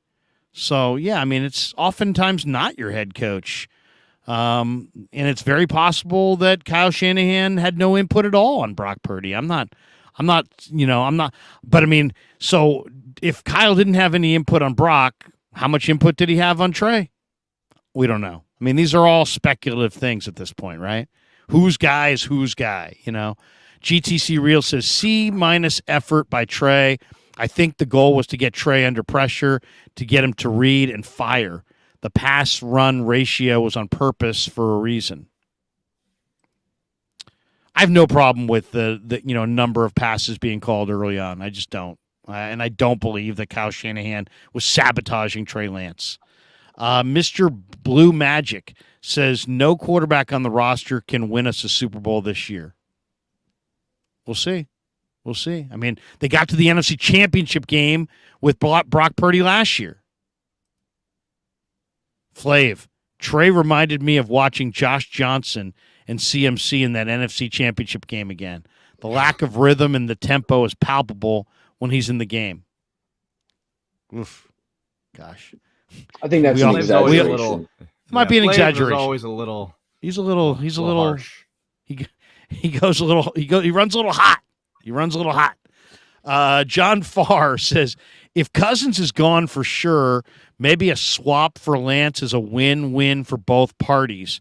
Throw in a mid-round pick if needed. Player for cap reasons. Fits the 49er timeline. Gives us some comfort. Wow. What do you mean if Cousins is? Niners. Oh, he's saying if Cousins is gone in Minnesota. If Minnesota, we'll throw this to you guys now. I'll throw it to the chat as well. I want your guys' opinions. Minnesota's GM. I don't know who that is. I think it's the guy Adolfo, maybe, who used to work for the Niners. Minnesota's GM calls. They say, we'll give you Kirk Cousins for Trey Lance. Right now. You say what? I think yes. Optically that's a terrible. I would say no. Yeah, I say yes. Now, how you're going to work that out in the cap, I couldn't tell you. Let's say the cap was a non-issue. Oh my God, are you kidding me? That is such an easy yes. And then what? So wait a second, Baller. So in your yes, you're gonna sit Brock Purdy. Yes, I'm sitting Brock Purdy. Kirk Cousins. They went to the NFC Championship game last year with Brock Purdy. Come on. I know, but I mean, that, bro. Kirk Cousins is pretty good. Like Kirk Cousins is pretty good. Brock Purdy is also. They're almost in this. They're in the same tier. Like Kirk Cousins and Brock, but Cousins, he's got that wealth of experience. I mean, I just watched Quarterbacks on Netflix, so I got that fresh in my mind. The guy he was whimpering against Buffalo. Hey, but he's playing through it, Larry. He's moaning and groaning, but he's playing through it. And then remember that conversation? It all depends on how much I get hit. Remember that conversation? How are you going to play this week, Kirk? It all depends on how much I get hit. If that actually happened, I wouldn't sit here and be like that's the worst trade of all time. But I think as a GM, you are risking your career on it, because if Trey Lance goes to the other team and plays great and Kirk Cousins plays terrible here, then you can just one-to-one compare them. I do not think Kirk Cousins would play terrible here. He's been good. I don't either. But Minnesota Vikings, you put him in here with these weapons we got, I think Kirk Cousins would tear it up. Yeah. Wow. Maybe you're right. Maybe you're right. Maybe I'm wrong. So, Kev, you're saying no. Baller's saying yes. I got to break the tie. I think I want something else. Can I get Kirk Cousins in a fifth? No. You're going to have to if anything, you got to give up a pick with Lance to get Cousins. Yeah, I know. Seriously, no. I mean, Cousins and Lance are not equal. See, I know Kirk Cousins is better than Lance. It's just the situation they're in. I just feel like it would just end so poorly. But maybe I'm wrong. Gosh. I'm going to say no. I'm holding on to Trey. Ricky Williams says, I asked Grant, what are the possibilities of us making a trade for a defensive playmaker? He shot me down, almost called me stupid. What are the chances now after the defensive line performed? Well, I mean, first of all, I think part of the reason, Ricky, that Grant shot you down, I don't know firsthand, but I think part of it is just that there aren't a lot of trades, period, in the NFL. And then you say, okay, well, what are you looking for? I'm looking for another defensive end. Like, if I'm moving Trey Lance, I want like Montez Sweat. I'd even trade Trey Lance in a pick to get a Montez Sweat. I mean, I think they need another defensive end. I think they need another tackle. Yeah, but I mean, you're going to have Hargrave and Armstead. Yeah, but just for depth. Yeah. I mean, let's be honest. They got Hargrave, Armstead, and Bosa and Drake Jackson, and none of them played. You know what I mean? Yeah. So it's like, it's a little But if hard. you were to evaluate the ends versus the tackles today, I would say that the tackles played better than the ends. I'll say this, though. I would be intrigued as hell. If Tampa really wanted Trey Lance and they were willing to give up, Tampa's like $300,000 over the cap, right? Or under the cap. So they can't trade for Trey Lance unless they move somebody who makes $10 million, roughly. Well, guess who makes $11 million who they were talking about moving? Devin White, who's a free agent at the end of the year. The Niners don't need another inside backer, but Devin White is such an awesome blitzer. He's one of the greatest blitzing linebackers I've ever seen. This guy runs 4.45 at 245 pounds. I'd line him up at defensive end. And send him off the edge. Just blitz him. Just blitz Devin White off the edge. You know, who cares if he's 6'1", 250? Guy runs 4.49, 4.47, whatever it is. I'd take Devin White in a pick for Trey. I mean, there's your star defensive addition. I would absolutely do it. There's just not a lot of trades of NFL defensive players or NFL players, period, or players for players. You don't see a lot. I can see where Ricky's going with this because the Niners, they have made. I'm gonna get a glass of water for a second. Hold on a second. I'll be right back. Get one more bottle of water here. I got you. But no, Ricky, I see where you're coming from because the Niners have made these mid-season trades, right? When we're talking Christian McCaffrey, Jordan Willis, Emmanuel Sanders, Charles Omenihu, and opposite Bosa is a huge question mark, right, Kev? So at the middle of the season, if they're not getting that production opposite Bosa, and they still got some cap space, last time I saw it, Niners are still working on like $8 or $9 million cap space. So maybe they're saving that for the mid-season trade that Ricky's alluding to. Yeah, I mean, the one thing we know is the Niners are going all in this year. So I don't think they care. They have a little buffer room to use, and they're going to use it on whatever they need to use it on to keep this train moving. And I think that you're 100% right. It definitely could be a defensive end at the end of it. And they've definitely They've definitely benefited from making those in-season trades. So I think they're definitely they would do it if they need to. We got this one from Raymond Ansil. He says, "Isn't this just another poor preseason and sluggish start to the regular season that we've seen every season from Kyle Shanahan?" Yeah, I mean, pretty much. Slow starts. There have been some slow starts, including last year, right? It was panic mode. I mean, we're all fired up to see this, but I don't think. I mean, I hope you don't think that the three of us are dramatically overreacting. I think we're just giving you our opinions. I don't think. I mean, I'm not sitting here going, the season's done. I mean, it's like. Though I didn't love seeing the third-round picks, Moody and Latou, fall on their face today. But I'm not losing my mind over this one. Double B Studio. McDaniels didn't play with the starters either. LOL. There you go. The Raiders have a lot to prove, though, and they were at home. Miguel Ruiz says, Larry, I give you more credit for the Brock pick than I would Kyle. Thank you. Thank you. I'll Which mention is that funny to- because you didn't even like the pick initially. Right. Shh, quiet, Kev, quiet. I'm sorry. Maybe I'll say that to Kyle when I walk in.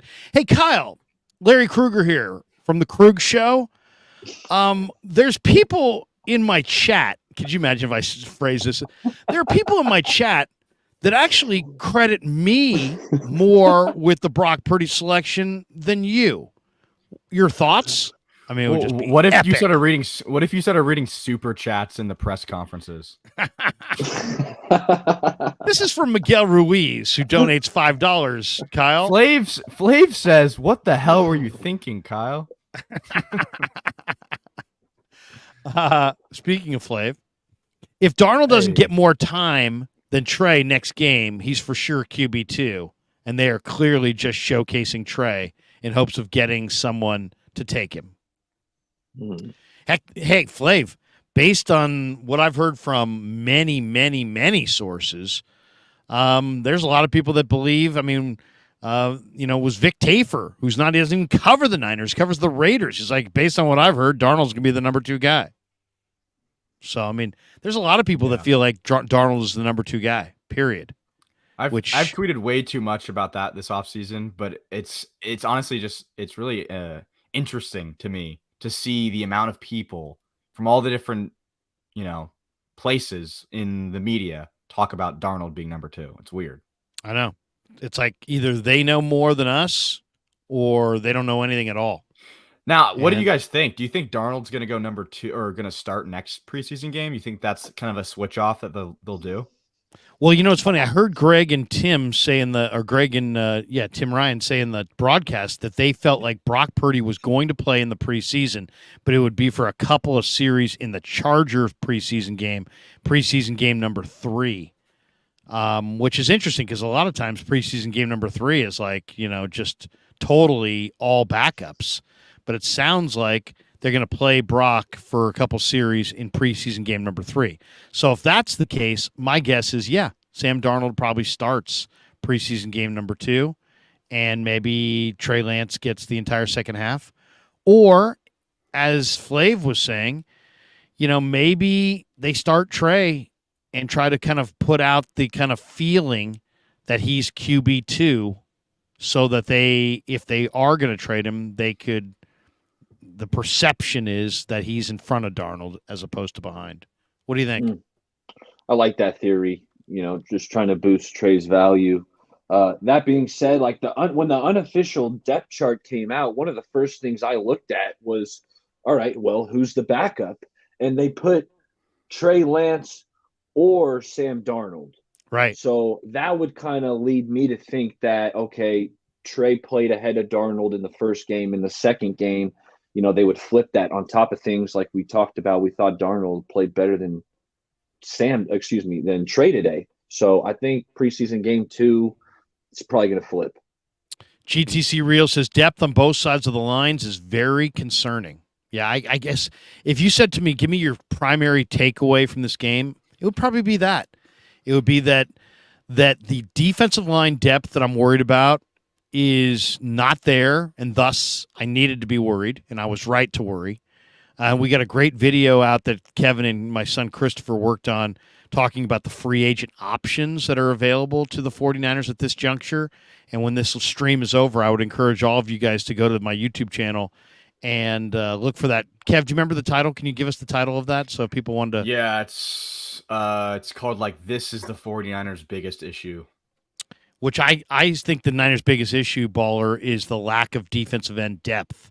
And I think they ought to go for a Jadeveon Clowney or a Melvin Ingram. I mean, thank you. They need those guys bad, in my opinion. Yeah. And then the offensive line depth, I'm not as concerned about, but there's no doubt they need a tackle depth. They need some third tackle, and I don't think they have that player here. Yeah. The difference is that those offensive linemen, most of them will only get a few snaps. Those defensive linemen will be playing 100%. Right. So I mean, just give you an idea. Ebukam, Amenahue, and Jordan Willis last year in the 49ers 3 playoff games averaged 91 snaps per game. That's what they did in the playoffs. They played a total of 1,331 snaps combined in the regular season, but they averaged 91 in the playoffs. So, I mean, that's a concern. I'm very concerned about the Niners' depth on the defensive line. Double B Studio says, Brock Purdy needs to tell Kyle to shut up in the helmet mic. All right, look at that. The only thing is that it's a one-way mic. Right. So Brock Purdy, he can only hear what Kyle Shanahan's saying. Even if he does want to, Shanahan's not going to hear him. Be like, Jimmy, your plays suck. I mean, we had that controversy. Yeah. RJ Image makes a donation. He says, in your opinion, are 56 starts enough to show who you are as a player? Talking about Sam Darnold. How many starts does Trey need to establish what kind of player he is? Well, that's a great question. That is a great question because I see where you're going, RJ. You're basically saying, hey, look, isn't Sam Darnold? Yeah, but yes and no. I mean, Sam Darnold has 55 career starts into his name. He's in his 5th year. He was a product of the 2018 draft. But Sam Darnold is 25 years old. There's like 10 Hall of Fame quarterbacks who didn't do jack at this point in their career. And they're Hall of Famers. So I just think we all need to kind of be very patient, more patient. And this is the way the NFL cap works now, where it's like you draft a guy and you play him, and then you got him on the rookie deal and he's got to play. It's like this idea of you draft a guy, develop him, and he plays in a few years. That's like a foreign concept right now.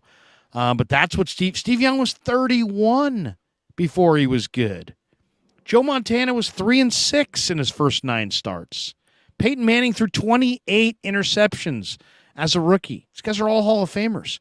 Warren Moon played it in Canada and still wasn't good in the NFL until he was 33. Aaron Rodgers sat for 4 years on the bench. He went 6-10 his first year as a starter. These are the best. This is like the creme de la creme of quarterbacks. So I think we all just need to, with all these quarterbacks, I mean, patience, I think is probably required more than any of us seem to have.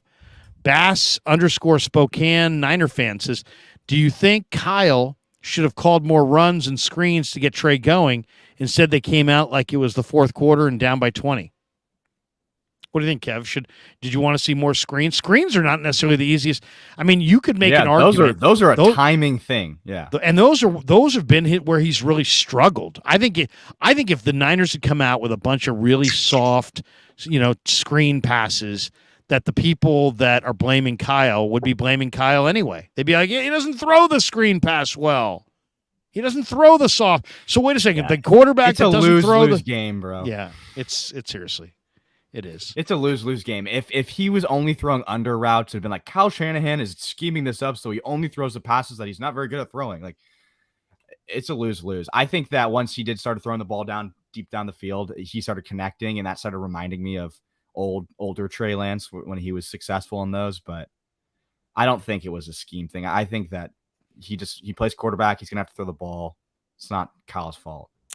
I thought it was a little bit of a pass-heavy game plan, but not to the fault of like they were still mixing in the run. Like it wasn't one-sided. So yeah, I get where Bass Spokane Niners coming from, but I didn't see the play calling really as an issue. I disagree. Here's why. Not with you, but with him, basically with Bass, and with the idea of the genesis, or like the what's behind this question is Kyle is trying to put Trey in a bad situation. Okay? Here's why it's totally backwards thinking and wrong, and let me tell you how Kyle is probably actually thinking.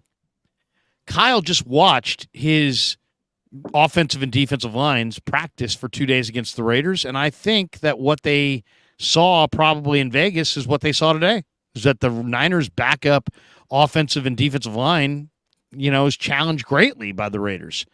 And I think if you come out running on 1st and 2nd down, then if you don't think you're going to have success running it, and you haven't had success running it maybe in practice, aren't you then setting Trey up for 3rd and long situations where and when everybody knows he's got to pass?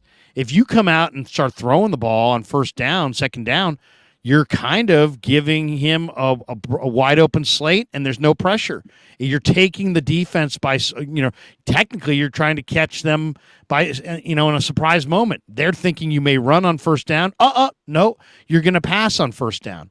I think in a lot of ways people are spinning this like, Kyle was trying to make things hard on Trey. I think it's the opposite.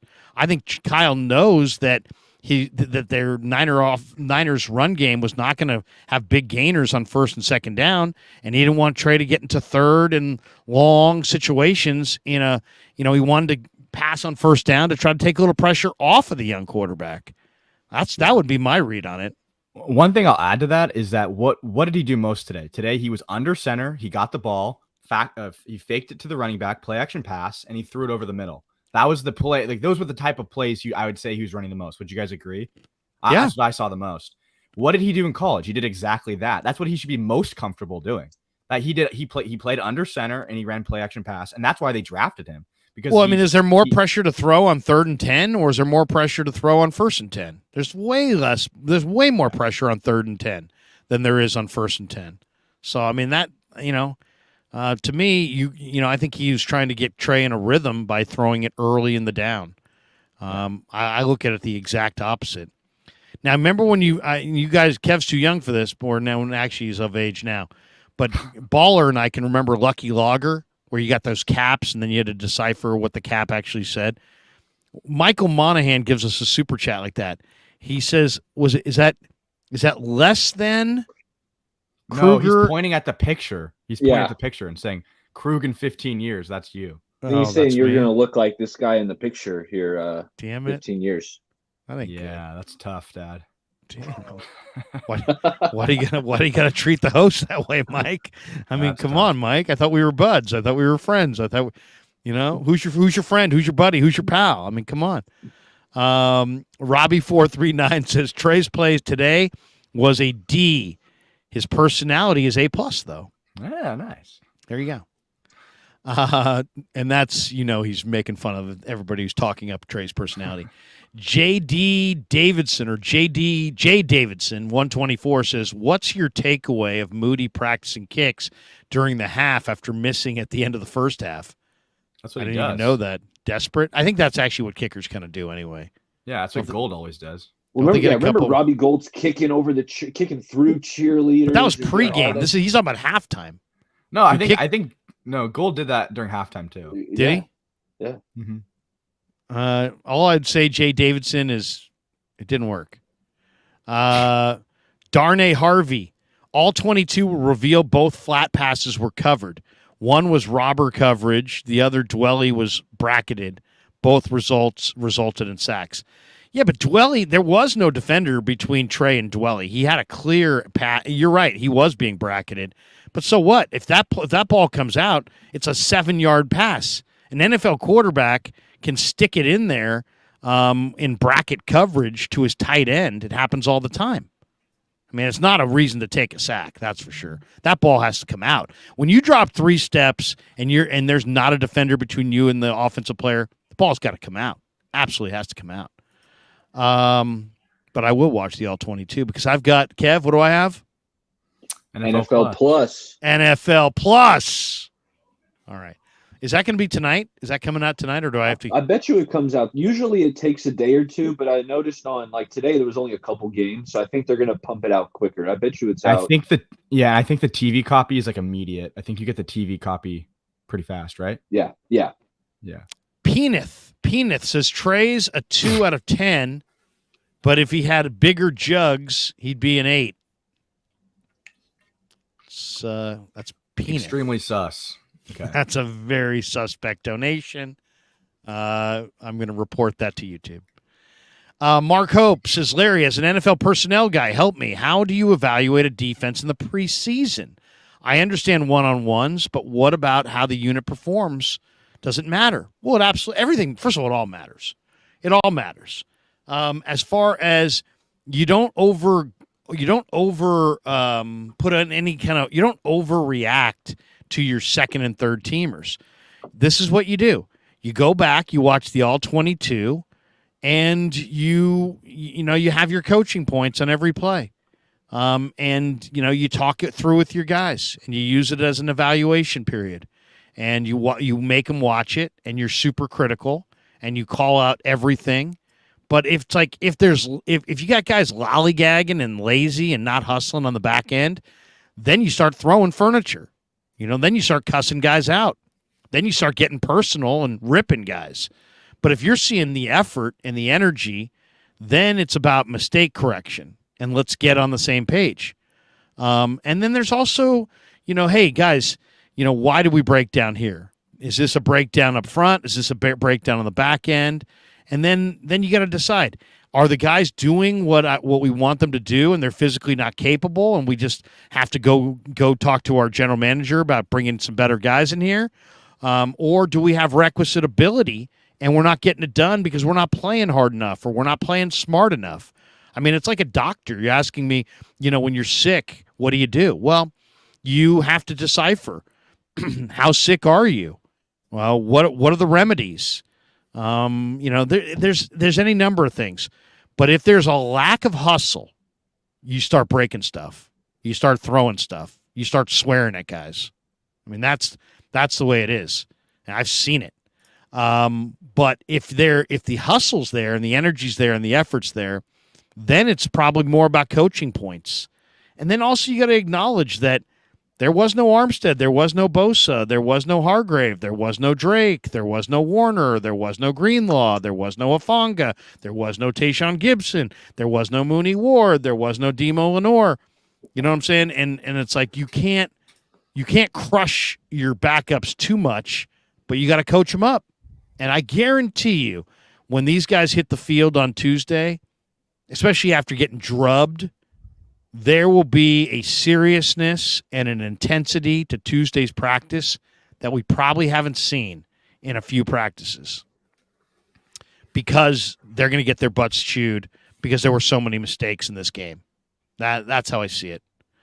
But that was a good question, Mark. That's I know it's a preseason game, but they haven't had their ass handed to them this since the Chiefs game.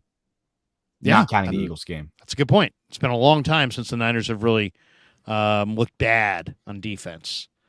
Sasha Brady says Trey Lance gets a D- grade. Unsurprising for a quarterback who's hardly played, but unless he improves fast, can't see Kyle Shanahan staying patient. Sam Darnold played like a 56 start quarterback. Darnold looked calm. Allen looked calm. Trey looked frazzled, frenetic, unsure, held the ball too long, threw 2 picks that just got dropped. I mean, that's the thing. We're going to talk about picks. We got to talk about picks. Those were 2 picks. Zachary Kelway. Trey stock goes down with every snap he takes.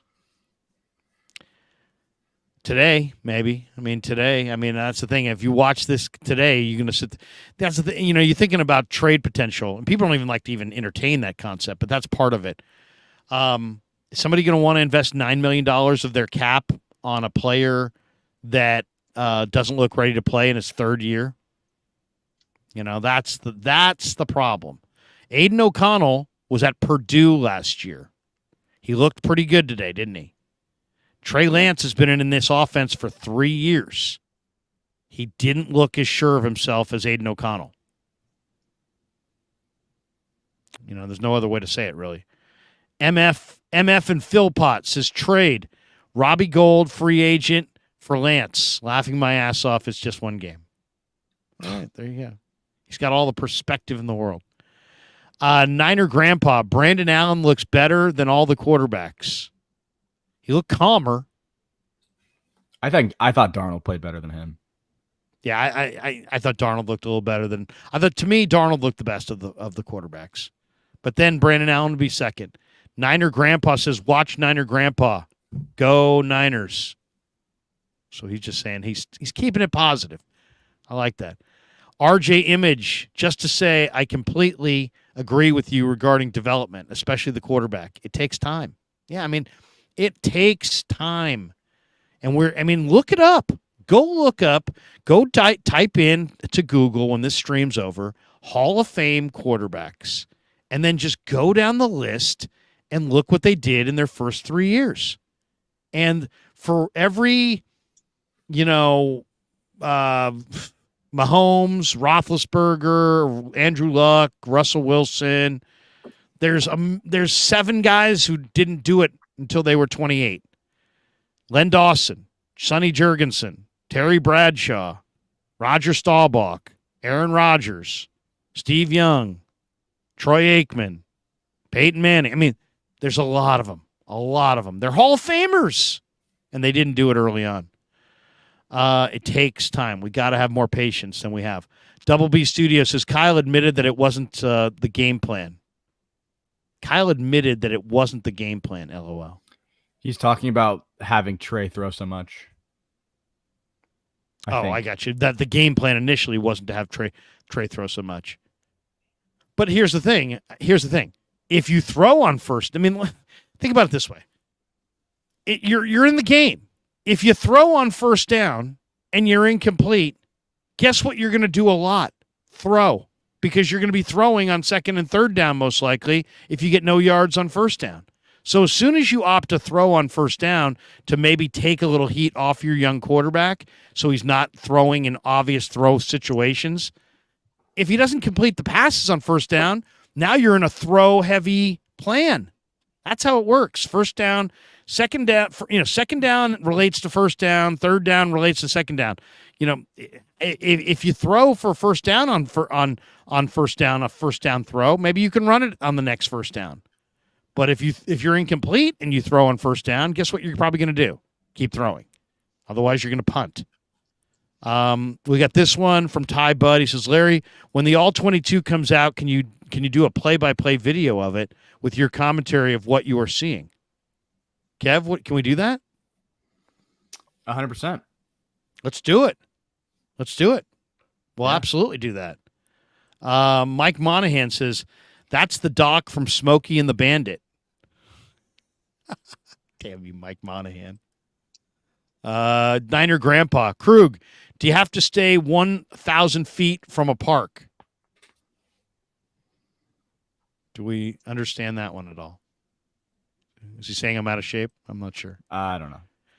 John Rager says, I'm an ISU fan graduate. I kind of wish Brock Purdy would get traded because of all the criticism and shade thrown his way in the last few weeks. We were just happy he got drafted. God, that's a sad. Think about that. That's a sad statement. Here's a guy that is thrilled that his Iowa State brother is a Niner, but because Purdy's in the middle of this S-storm, because there's so many people who are like, I don't believe in him, that he would rather Brock be on a different team. So Brock could have like a fresh start. Oh, so this guy's just a Brock Purdy fan. Yeah, he said he's an Iowa State graduate. There's no doubt about it. The fan base is divided. And I don't think there needs to be this amount of division. It's Twitter unfortunate. It's toxic. Like, come on, we're rooting for the same team here. Yeah. Right. No, I know. Sometimes you forget that. It feels like. Seriously. It's disappointing. Niner Grandpa, only points we scored was a dropped interception. It's true. Look at that. We got to the bottom of the super chats. 73 super chats. We're an hour and 48 minutes in. All right, guys, incredible show so far. What do you want to see in the next game? Obviously they'll be back at practice on Tuesday. Once again, if you're just tuning in, do we ever get this one? How good does Brock Purdy do in this game with the same players? Yeah, that was a while ago, I thought. Oh, okay. Okay. I think Brock Purdy probably would have gotten the ball out faster. Yeah, I'm going way up the chat here. Here, let's go to the new comments. We'll go to the very bottom of the chat. If you missed the beginning of the stream, I basically came out and said I loved what I saw from Jalen Graham, Deshaun Jameson, Quantrez Knight, Cleveland Farrell, Jair Brown, Ambry Thomas, Marcelino McCrary-Ball, Marlon Davidson. There were a lot of really good moments from from the 49ers defense. The Niners offense, the only good things that I saw from the Niner offense were Sam Darnold, Ronnie Bell, and Ross Dwelly catching the interception. Other than that, I thought the offense, defensively, I thought there were a number of guys that were impressive. Offensively, like Zakel, Cameron Latou, Tay Martin, most of the Niner offensive line didn't look that great. What didn't you like about Tay Martin? Because I thought he was Tay Martin open. He had two penalties where he's got to communicate with the tight end on the offensive line. Well, yeah, that could have been Latu's fault, though. We don't know. Right, that's true. Also, Tay didn't get his feet down, and he caught the ball like 5 feet from the sidelines, and he still couldn't get his foot down. That was kind of disappointing. No, I mean, I'm a Tay Martin fan. I'm probably Tay's biggest fan, to be honest. But I would say overall, Latou, the Niner O-line, kind of disappointed. I was hoping to see more from Trey. Obviously, the 2 missed field goals from Moody, the Oliver blown coverage. The Niner backs did not have any ability to really run in this game. Those were the things that kind of stood out to me. So, yeah, I thought the running backs had some moments, with nothing crazy, 8-yard run, 9-yard run. When we're talking TDP and Jordan Mason, but yeah, you spoke to it. Cleveland Farrell, definitely one of the standouts with his inside move for the sack. Todd Anderson says this was like watching the championship game again, but without the O-line and D-line. I think most fans were hoping to get that bad taste out of their mouth. Yeah, I mean, it's a preseason game, so it's obviously you're starting fresh. But, I mean, there were enough guys on defense that flashed good things. Like give you an example. I mean, if Ambry Thomas is the real deal, that gives them corner depth. If Quantrez Knight is the real deal, they have, more defensive backfield depth. Jair Brown, Jameson, Quantrez, those guys all are new players in the secondary for the most part. I mean, Ambry's not new, but the other guys are new. So I like that. I love the linebackers and the depth they have there. I mean, like when I'm watching practice, the linebacker depth, I'm watching these guys and I'm like, these guys are starters. Jalen Graham's a starter. D. Winters is a starter. Marcelino McCrary-Ball's a starter. So it's not a surprise that when we get into a preseason game, these quote-unquote backup linebackers play like starters. They play like starters because they are future starters, where the Niners' backups up front are not future NFL starters. And that's a concern. I'm a little concerned about the depth of both sides of the line of scrimmage, and that's my big concern. Also, on offense, I don't want to get too over, too negative or fatalistic, because look at the talent that the Niners have on offense that did not suit up. The Niners have about 10 Pro Bowl players that didn't suit up on offense. They got, almost every guy who didn't suit up on offense is a flat out baller. So you know what I'm saying? It's like hard to really. Disappointed we didn't get to see Danny Gray today. I mean, yeah, what was that about? Overall soreness. Like Danny Gray's a guy who I know. Krug, me and you loved him coming out of SMU. Oh, I still love him. He's explosive, but he needs some refinement. It sounds like he's been doing pretty good in training camp. You're there watching him, but it sounds like he looks good. The reports have been pretty positive. I was disappointed he couldn't get out there because this is a guy who I really like, and I'm hoping he gets out there for a preseason game number 2. And then the linebackers, Krueg, you were touching on. Teams around the NFL are monitoring the 49ers linebacker situation. Not all these players can make the team, and they're really good in terms of the depth. So like a couple of years ago, they traded Jonas Griffith for a late round pick to the Broncos. I could see something similar going on here because the linebacker core is deep, and not all these guys can make the team. Yeah. Double B Studios says young O-line looked like this due to Kyle's playbook. I just think the young O-line is challenged.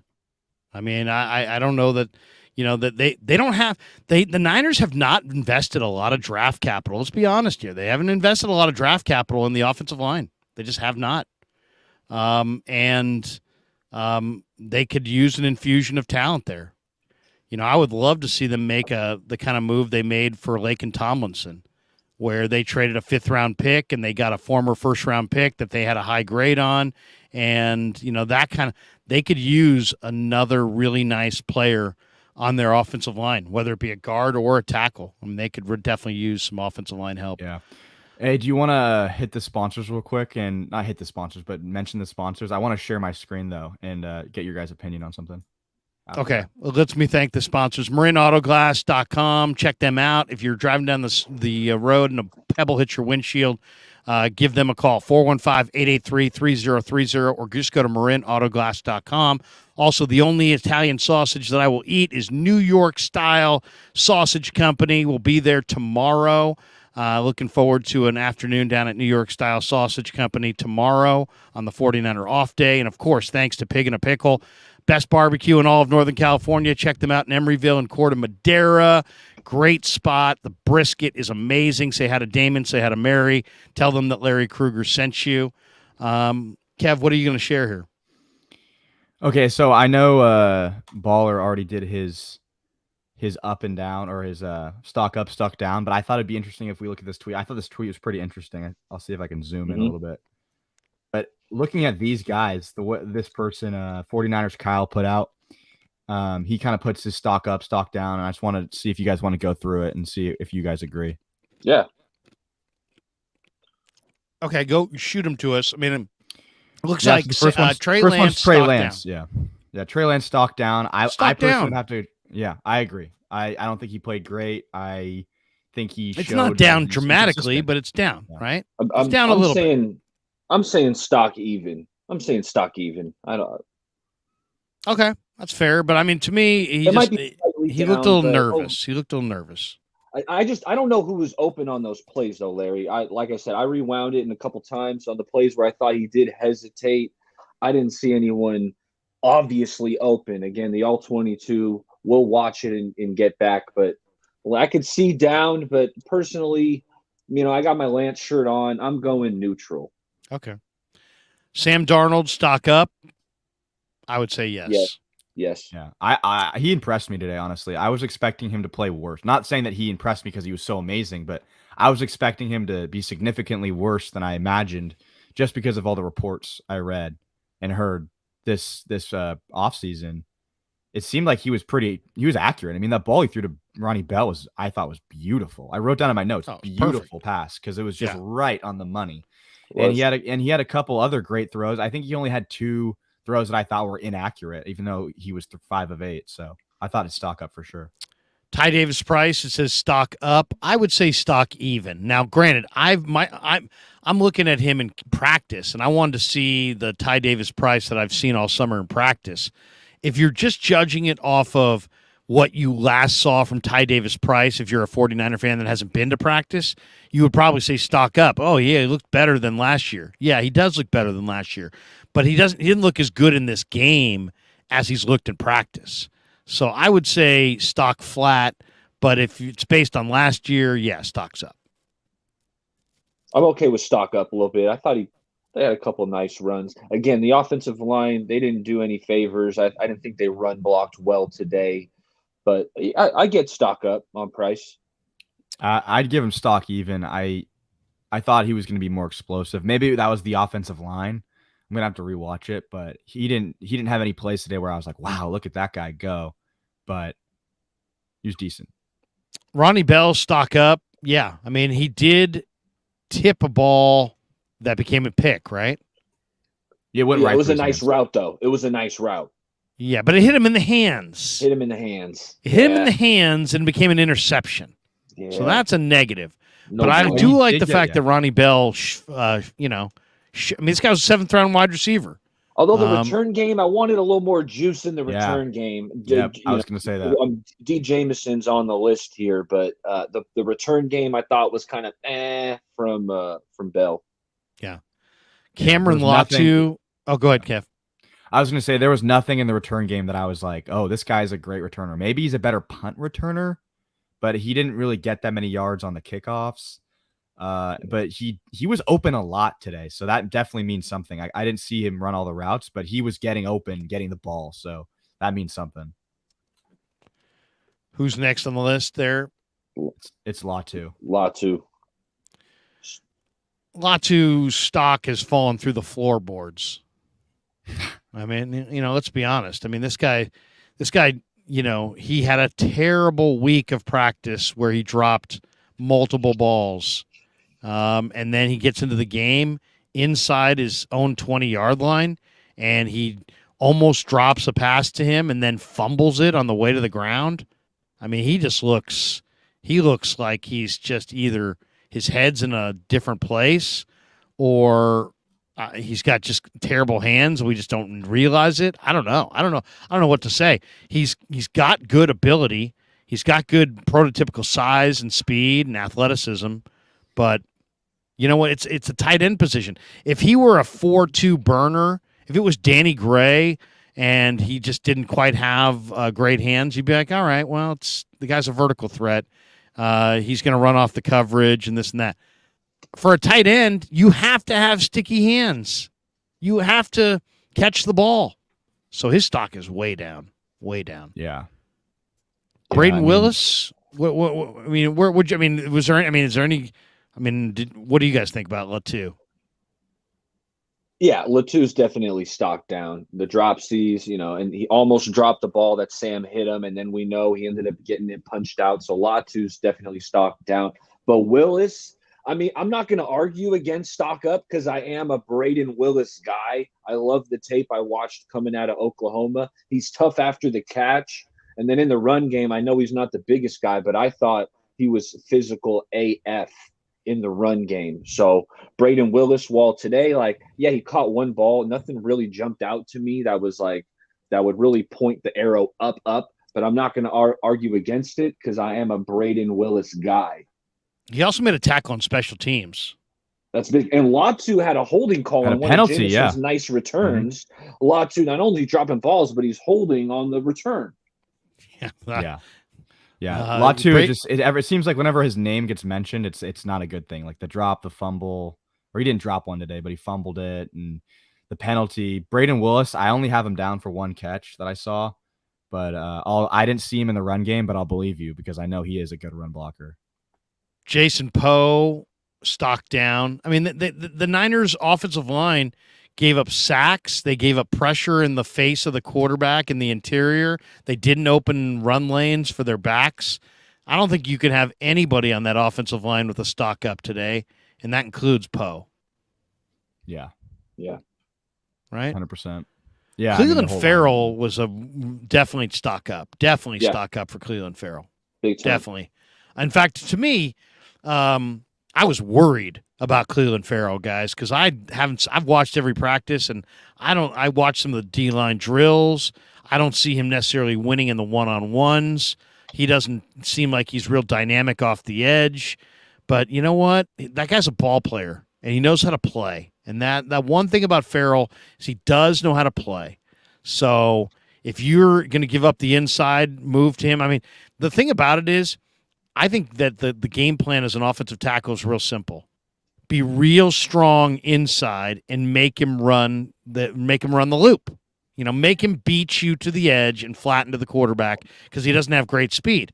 But if he's going to set you up like he set up the Raider offensive lineman today, and he's going to knife back inside, you're 10 times stupid if you let him do it because he cannot get to the quarterback with any consistency if you make him go wide. So if you lunge wide and give him a counter back inside, it's the only way to get beat. And today the Raider lineman got beat that way. Now, he's a little bit of a technician. He's very strong with his hands. I like what he does against the run. But today we saw, him get to the quarterback. So Cleveland Farrell stock up today. I think that's a great point. Because he went outside and then swam inside, and then he got right to the quarterback. And he definitely is faster inside than he is going around the edge. So it's a good point. Jalen Graham. Jalen Graham's the biggest stock up as far as I'm concerned. Jalen Graham was flying all over the field. He's wearing the green dot. He looks explosive. I love this kid 2 years ago at Purdue. I thought he was coming out in the draft 2 years ago. Then he went back for his senior year, and then somehow he fell to the 7th round. Oh, my God, Jalen Graham is fast and physical, and, oh, man, to me, Jalen Graham's a starter. He is a starter. That was a phenomenal pick. And give Scott McCloughan, told Barrows and Lombardi in the Athletic when he was reviewing the draft, he said he really loved Jalen Graham. Now, he also said he loved Cameron Latou. But he did say that his favorite player in the draft was Jalen Graham. A couple years ago, they interviewed Scott, and he said his favorite guy was Talanoa Hufanga. So you know what? A guy like McCloughan, if I was the Niners, I think I might put him on salary. It's nice that they have Frank Gore in the front office, but I think I might pay McCloughan, $500K and just say, hey, why don't you consult for us? Jed loves them, and he's got a connection to the Niners, and he built their team that went to the Super Bowl with Harbaugh. If I were the Niners, I would get Scott McCloughan on a retainer because he's got a great eye for talent. He absolutely does, and he loved Graham, and Graham was awesome today. Yeah, Jalen Graham was flying around. He was phenomenal in the run game. I'm going to say it again, though. I want him to get a little better in pass pro. I thought the linebackers really struggled in pass coverage because they were getting sucked up by the play action. So Graham, he was flying around making plays. And it just makes me appreciate Fred Warner and Dre Greenlaw. I mean, Fred Warner, he is the best coverage linebacker in the NFL. Like when he drops into coverage, and in that Cowboys playoff game, he's running seam routes stride for stride with CeeDee Lamb. So, that's a rare ability. So watching this game and how the Raiders kind of exploited the middle of the field off of play action kind of makes me appreciate those two starters that the Niners have. But yeah, Graham, stock up. But hey, in pass coverage, locate those players running the over routes, because today I thought it was a little too easy with the pitch and catch. Yeah. I like the stock up, stock down seg, Kev. What do you think on Graham? One thing about Graham, I didn't really know much about him when he got drafted. Saw his highlights, looked pretty good. Johnny Holland spoke pretty highly of him. I would suggest everyone to read Matt Barrows' profile on him on The Athletic. He did a really good profile on him, interviewed his high school coach and his college coach. Pretty interesting article. He compared him to like a Fred Warner type almost, because he thinks that he can have that Mike linebacker position on lock and just be good in pass pro. I know, Baller, you said he didn't do that well today. I don't remember specifically what he did today, but he supposedly is pretty good at it. So we'll see. Yeah. The big winner today, Purdue football. Aiden O'Connell for the Raiders, Jalen Graham for the Niners. How about Jair Brown, guys? Stock up, huh? Stock up for Jair. Flying around today. He didn't make any one specific play that I was like, wow, but he did make some plays on special teams, making some tackles, and in the back, or not in the backfield, but in the secondary. Yeah, he was in the right spot. If the running back got an angle, Jair Brown was there to meet him. So I don't think he played a ton, but yeah, I saw him out there making an impact early in the game. Deshaun Jameson. I got to go stock up. Not only has this guy been an outstanding corner, I've been saying it all camp. I said, the Niner fans who have been talking up this guy, the Niner players that have been talking up this guy, I go, they haven't really seen what he's really, really good at. He's a dynamic return guy. And, I asked Brian Schneider about it. And I said, hey, give me your thoughts on Jameson and Bell as a returner. And he kind of went off on Bell saying, oh, Bell's very sure-handed and this and that. But Jameson showed the patience of a 10-year veteran on the returns today. He had one that was, sometimes patience is a bad thing. Sometimes it's good to just get up the field, man, make the first guy miss and go from there. But patience can be a good thing if you do it at the right time and demonstrate it at the right time.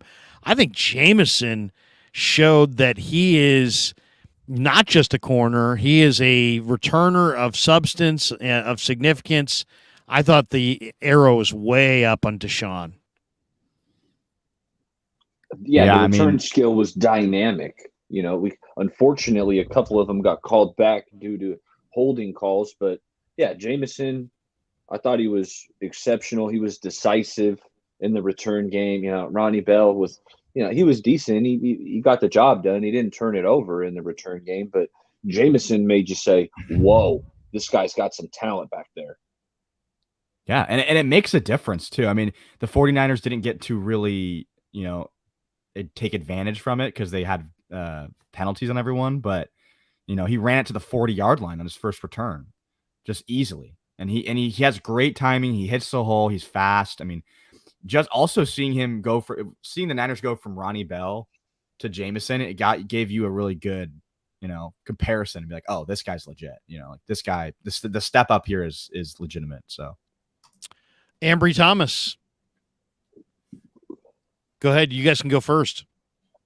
Absolutely, yeah. I mean, the fourth down tackle for loss. It was 4th and 1, and Ambry just flew in off the left side, threw the running back to the ground, tackle for loss, Niners ball. I was really impressed by that because the one thing we know about the 49ers defense, and the one thing I like to talk about a lot on my channel, shout out Bay Area Baller 18, but is the 49ers defensive backs all tackle. Like, it is a prerequisite. You got to be able to tackle if you're going to play in the secondary. I mean, Mooney tackles, Diamador Lenore, Jimmy Ward was in the slot. He tackles. So I was glad to see Ambry Thomas fly in for the tackle for loss on 4th down. Then I know he had a nice pass breakup with some sticky coverage. So, yeah, I haven't been the biggest Ambry Thomas guy. But, I mean, after today's game, I got to give the man his flowers because he played great today. Yeah. I would like to see him get challenged a little bit more in the pass game. I don't remember that many. I know he had a few good pass protections, but I think that was kind of his weakness, right? It was more the pass game prior. Yeah, right? It was always like, he was right there, but wide receivers would just catch the ball on him. He wouldn't get his head flipped around. So that's something I'm watching when it comes to Ambry Thomas. I mean, to me, I just love the depth at the corner. I mean, it's just amazing when you really think about where the Niners have been. I mean, it's tough to get corner depth. And look at the Niners right now. You got Mooney Ward. You got Demo Lenore, Isaiah Oliver, Samuel Womack, Darrell Luter's on the PUP, but the guy's a player. Just trust me when I say so. Deshaun Jameson, who I guaranteed a month ago was going to make the roster. Ambry Thomas, 7. Quantrez Knight, 8. I thought Taylor Hawkins played well in the secondary today. The Niners, and was a corner for years at San Diego State. He's probably a safety now. But, the Niners have quality depth at the corner. And, man, you can never have enough good corners. The old coach used to say the key to pass coverage is pass coverage. In other words, there is no key to pass coverage. You got to have dudes. And they have guys. Look what a couple years ago when they ran out of corners and they signed Brian Allen on a Wednesday to play against the Niners and play for the Niners against the Dolphins on Sunday. What happened? Fitzpatrick literally came out of the huddle pointing wherever Brian Allen was. Oh, Brian Allen's over there, guys. And then they would just throw right at him. Oh, Brian Allen's over there, guys. Oh, we're going to throw over there. I mean, when you have deficiencies at corner, it's like, uh-oh, you're screwed. And for the Niners to have a third-round pick, talented, athletic, young corner in Ambry Thomas, who it looks like he's going to be much better this year. Combine that with Jameson and the young guys they have back there. I love it. I absolutely love it. It's one of the brightest spots of the day was Ambry Thomas. The rest of the defense, what would you say? I thought Marcelino McCrary Ball had a really good game. I thought Marlon Davidson had a really good game. The defense after that, not so much. What do you guys think of the defense? The defensive line was pretty mid, I'd say. There wasn't a ton of plays made. Farrell, I mean, that's on the list. I mean, I think he's talking about everyone else. I mean, I personally thought Womack had a decent day. And I'm trying to think who else we're missing. Yeah, I don't know. I mean, the defense wasn't good in my opinion. It was a vanilla performance. The Raiders dominated the trenches, so that tells you the D line. Farrell was kind of the lone bright spot. I know Krug liked Davidson's performance. I know Kinlaw was out of position a couple times, but I did see him kind of pushing the pocket and getting some penetration with. My expectations for Kinlaw, fellas, are really low. Like, that way, anything he does give us is gravy. So I was happy to see him be able to kind of push the pocket and kind of make the quarterback uncomfortable at least a couple times. That being said, he was out of position a couple times, and the Raiders were kind of dominating the trenches and running it right up the gut to start the game. Jake Moody. I mean, you have to stock down. Yeah. Missed 2 field goals, 40 and 58. There's no it's not worth panicking about, but yeah. Yeah, I mean, it's like, that's just as simple as that. I like that. We'll do that. We'll do that every week. Stock up, stock down. All right, let's finish with this. The most pleasant surprise of today's game. If I say to you, you know what?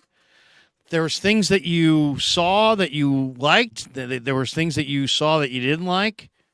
Give me the most pleasant surprise of the day for you. And I've got one as well. I think I got mine. Baller, you want to go first? Or yeah, I'll go first. I'm going Sammy D. All right. I mean, what I've heard throughout training camp is that he's been checking down. He's refusing to throw the ball down the field, and then he comes out his first drive and throws. I don't know if it felt like it was about a 40-yard strike to Ronnie Bell right in the breadbasket, and I'm saying he wasn't throwing the ball downfield in training camp. Okay, so yeah. So Sammy D, he made some nice throws, and coming into it, the first thing they said on the broadcast was how Darnold has 78 turnovers in his 55 starts. So it was the first thing I heard on the broadcast. But hey, Sam came out there, and like we've all said, he played pretty good today. Yeah. You kind of took mine there too. I was going to say the same thing. I'll change it up, but I'll say first, Darnold definitely surprised me, especially coming after Lance, who I thought struggled. Then seeing Darnold go into the game, kind of command the offense, throw a dime to Ronnie Bell, and then just kind of dice it up a little bit. I know he only had 8 attempts, and he didn't score, but I thought he was surprising to me. If I'm not going to go Darnold, I'd have to go Jameson. So I might be taking yours, Dad, but I'm going to have to go Jameson because especially with I'm blanking on his name, the returner that just broke his wrist. Ray. Yeah, Ray. McLeod. Yeah, Ray McLeod. Him getting injured, now having Jameson back there. I mean, that was an open position that no one was really talking about. Yeah, doors open, and Jameson looks great. So that's a huge thing for the 49ers. To me, I was really disappointed in Isaiah Oliver, but my pleasant surprise, I'm going to go with Quantrez Knight. I mean, I love Quantrez Knight at UCLA. I watched tons of Bruin football. This guy was physical in college as a hitter. He always had good instincts. He always anticipated things correctly. He reads and reacts. He plays with discipline. He's dangerous player in the secondary. He's a cover guy.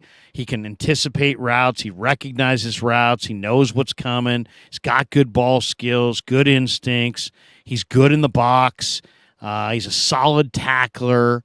I mean, there's just a lot to like about Quantrez. He takes good angles in pursuit. He can deliver a huge hit.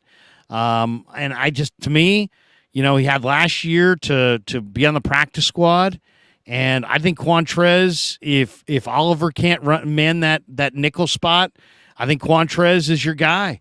I think Quantrez is a really, really good football player that we don't talk a lot about because he was kind of last year's deal and he was on the practice squad. But you know what? The guy is a player. and he showed it today. And when they watch that film, they're going to see it, and I think he's going to have a bigger and bigger role as time goes on. A couple last supers here, and then we'll bolt. Todd Anderson says Spencer Wagee was working hard, had a tip pass towards the end. Time will tell if he makes it. Oh, I didn't realize. Was that Wagee that got the tip pass? I didn't see that, but we saw that. We saw the I tip thought pass. that hit off someone's helmet or something. Might have been Wagee. Sure. Might have been Wagee. I saw he was playing mostly inside, right? 99, Wagee. Yeah, he's an interior player right now. He played defensive end at North Dakota State, but he's put on weight, and they're playing him inside. Mark Hope says, Larry, the 2023 schedule, your thoughts? Kevin, great job. As far as the schedule for the Niners, I do have it here. I mean, obviously they go Broncos next week in the preseason, then the Chargers. Then it's a tough game against the Steelers at Heinz Field, where the Steelers open. They always open fast, but I feel good about that. I think Pickett looked pretty good in that preseason game. He was kind of dicing. He did. So did Pickens. Yeah, Pickens looks good. I mean, the Steelers are tough. They got a tough defensive line. But I think the Niners are going to come out firing in week 1. Rams in week 2 on the road is going to be very, very challenging, but I think the Niners will get that one.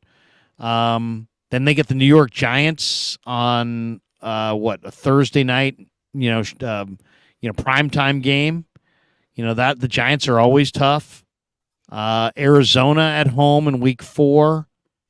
Dallas at home in week 5.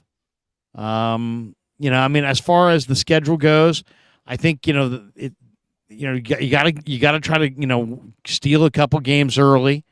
They play road games in Cleveland. At Minnesota is a tough place to play. They get the Bengals at home. They get the Jacksonville Jaguars in week 10. That's a good week to be playing the Jaguars because you don't want to be playing in the state of Florida in September. That game is going to be the middle of November. Middle of November, Jacksonville's beautiful.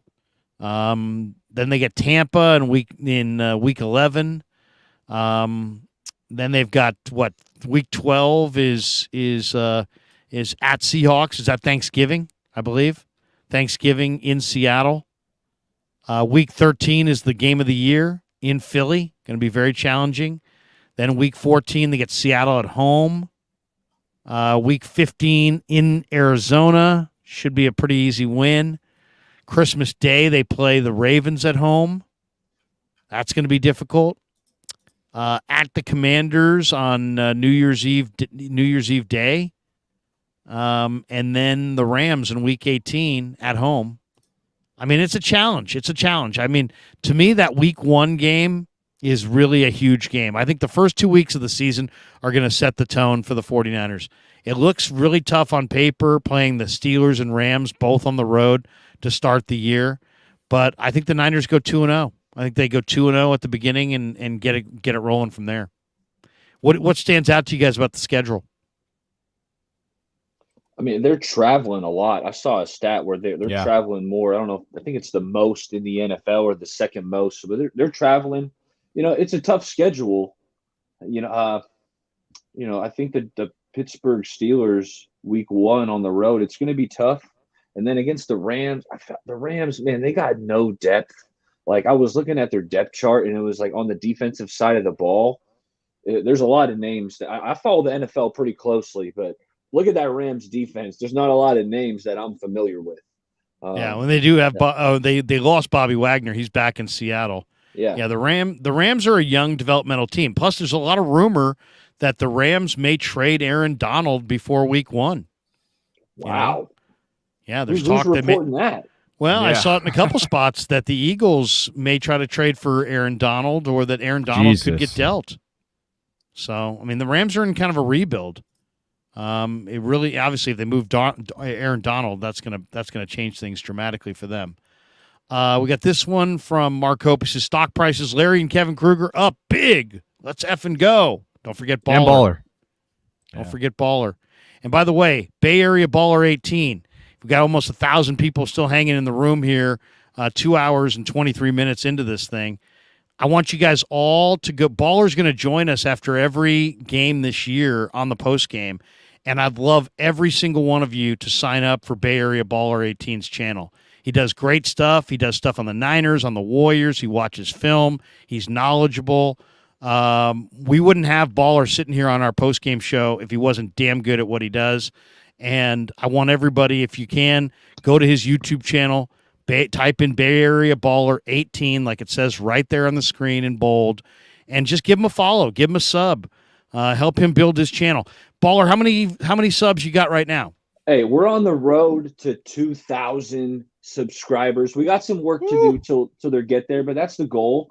And yeah, tomorrow I got a great show. Mondays, I'm live every Monday with my Straight Out of the Bay crew, 4 guys, all from the Bay, talking all Niners. Shout out to Kelch, Jay in the Bay, and Amin the Dream. That's going on at 8 o'clock or 8:15 tomorrow night. We'll be live every Monday because it's football season. It's an exciting time of the year. Sundays just got a hell of a lot better. I don't know about you guys, but I'm watching Red Zone, watching the Niners, checking all my fantasy lineups, my daily fantasy, making sure I'm hitting there. So it's an exciting time of the year. Yeah, the content's coming out.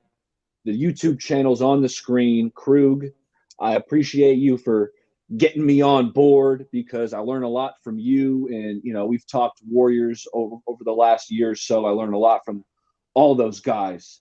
And Kev, I'm excited to meet you and talk ball with you. So, yeah, I appreciate it.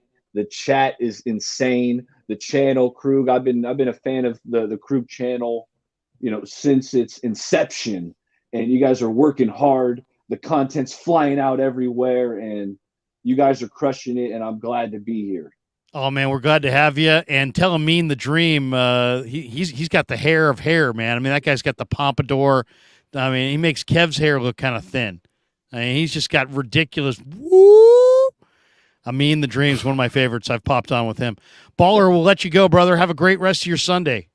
Hey, appreciate it. Talk soon, fellas. Let's go Niners. There you go. We'll talk to you next week. Bay Area Baller. Bay Area Baller 18, everybody. Go sign up for his channel.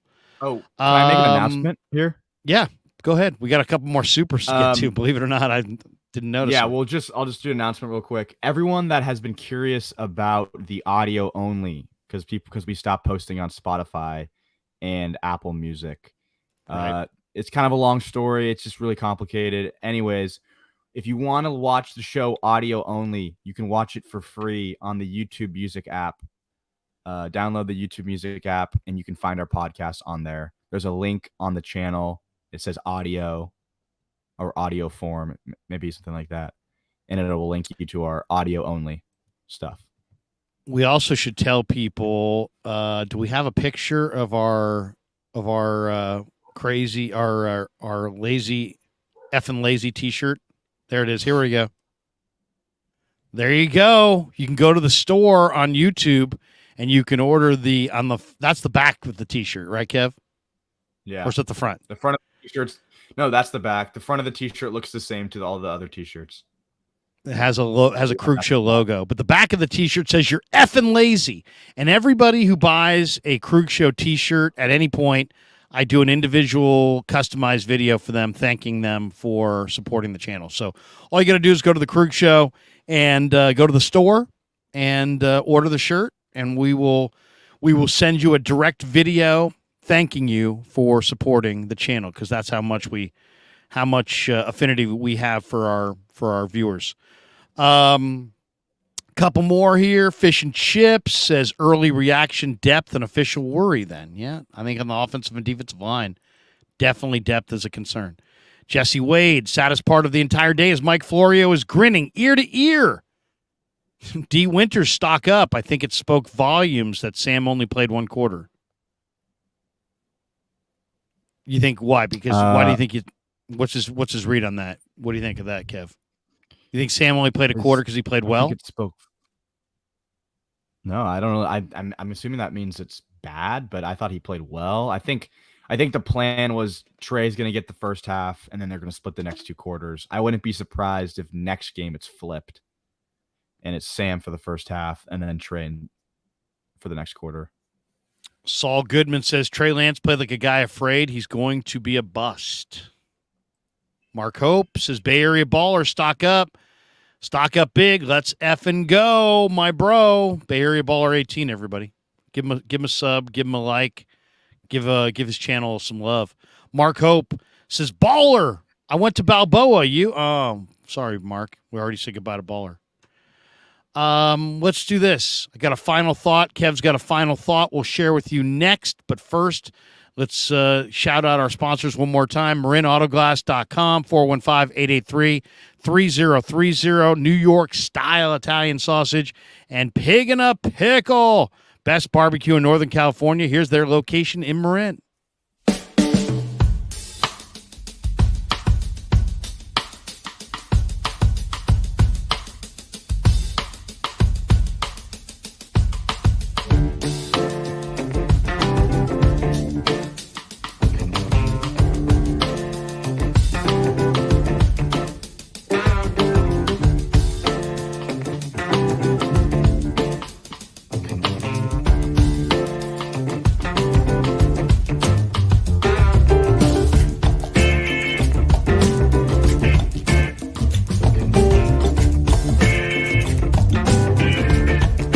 We grew up with a Sunday dinner. That means no matter how busy you were, no matter where the hell you were, you came to dinner on a Sunday night. Yeah, Sunday dinner without sausage, it's like a church without God. You know, how can you go to church if you don't believe in God? You know, and along with the sausage also became the discussions. That was discussion night. You know, it wasn't a typical family that you sit there and you're quiet, you know, and you don't talk with a mouthful. Oh no, man. Italians talk when they're eating. Italians even talk when they're sleeping. And definitely we talk with our hands. So if we can't express it through our mouth, through our lips, we express it with our hands. So, and that's what sausage is, really. It's an expression, you know, that life is good.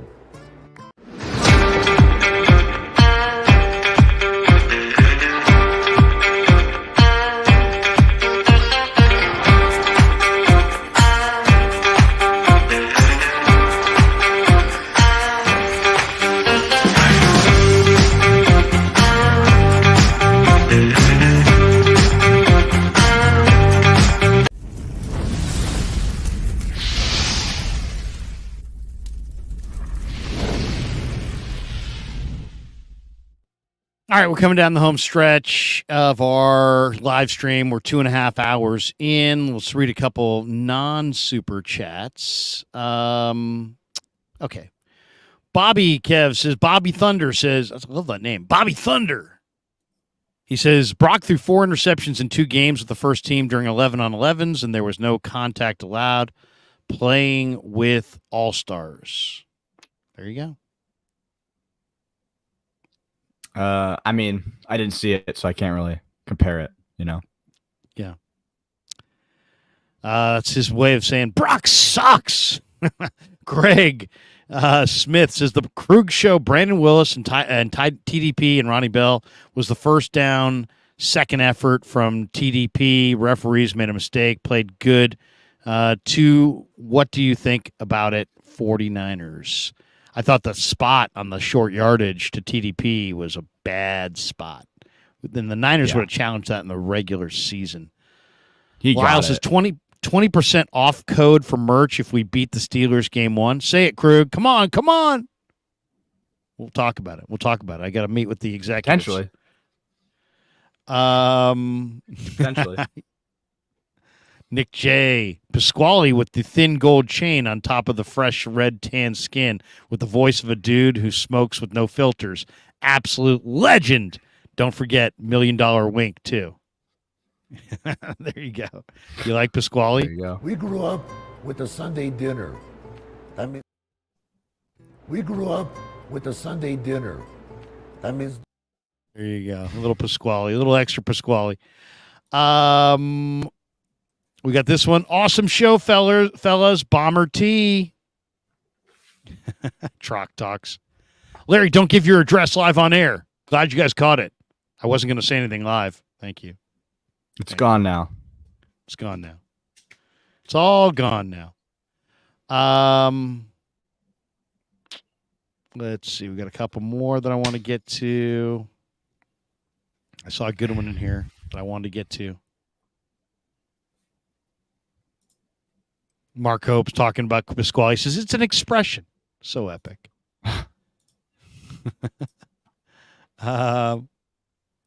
Okay, we got this one from Jesse Wade. Krueg, I thought it was telling because Sam showed Kyle enough in that one quarter. That was my read on what you said as well.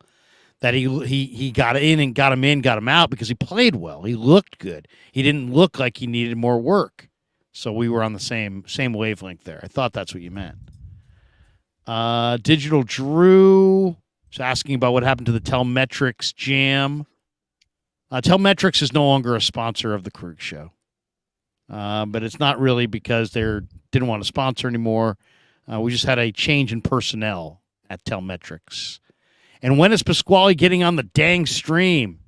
Maybe tomorrow. We'll be down there tomorrow. And then Fish and Chips drops this one. I see Larry's retirement looming now that Kev is on the stream. Oh, better not. And we'll finish with this one.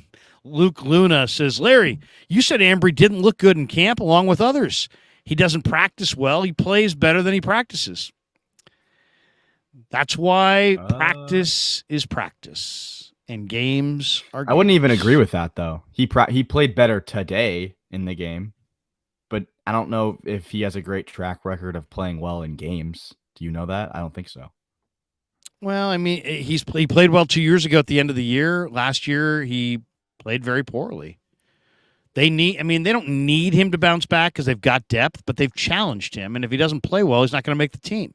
So now he knows that his NFL future is dangling by a thread, and he's out to prove that he's got something. And let's hope he does it. Digital Drew says Ambry's flashed before. He's also gotten beat constantly in games.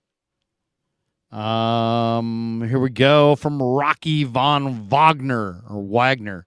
He says, thank you for always being level-headed and not letting fan comments upset you. Love you, Krueg. I appreciate you, man. Appreciate you, Rocky.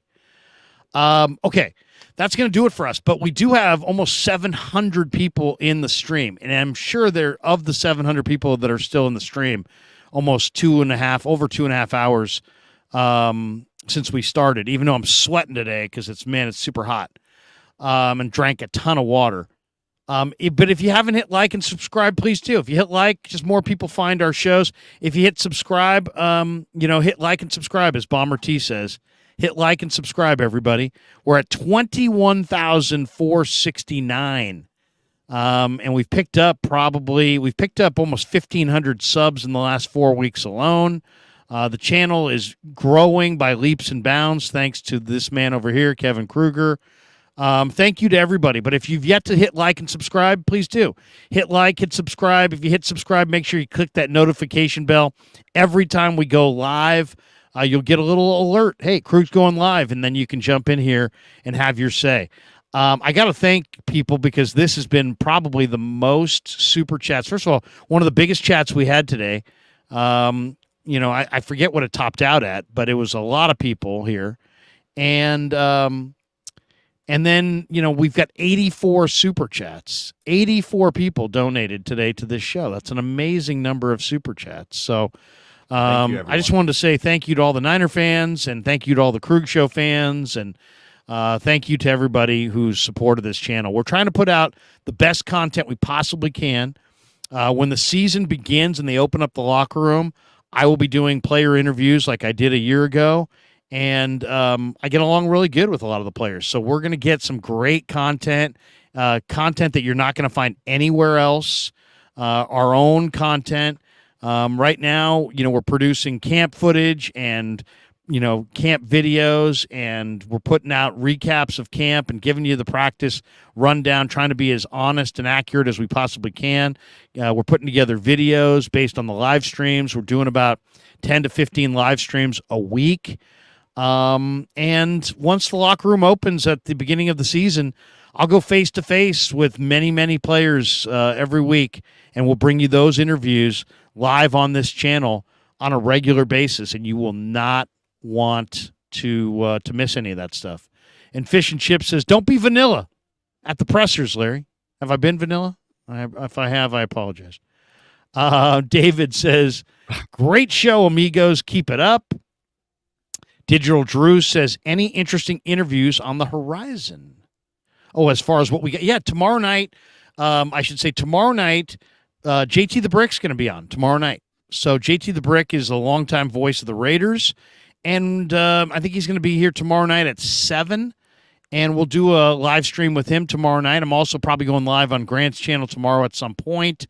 But yeah, JT the Brick on tomorrow night, Monday night, we'll do a full breakdown of what he thought of this game from a Raider perspective and somebody who's kind of looking at it from a different perspective than we are. We're so immersed in Niners. Sometimes I like to, go behind enemy lines and bring somebody from the other side in. And so JT's a friend. We've been friends for a long time.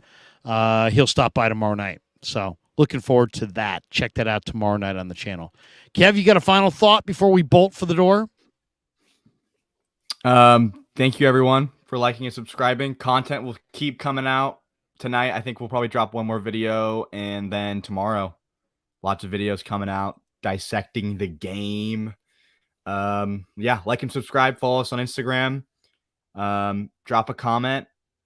And Fish and Chips, just drop this comment right now. I just saw it. Kev, fill up your description boxes with all your availability each stream. Wait. With all your availability each stream. I'm not sure what that means, but what I did just do is update all the description boxes to include all of our links to our merch and our socials. And I will be updating that right now. So check that out in the link in the description. And good night. Thanks, everybody. Peace. Kev, great job, man. Have a great day, everybody. Yeah, never met a man I've been scared of. Careful, you gon' get exactly what you asked for. Here for whatever you bring me, getting handled. I answer the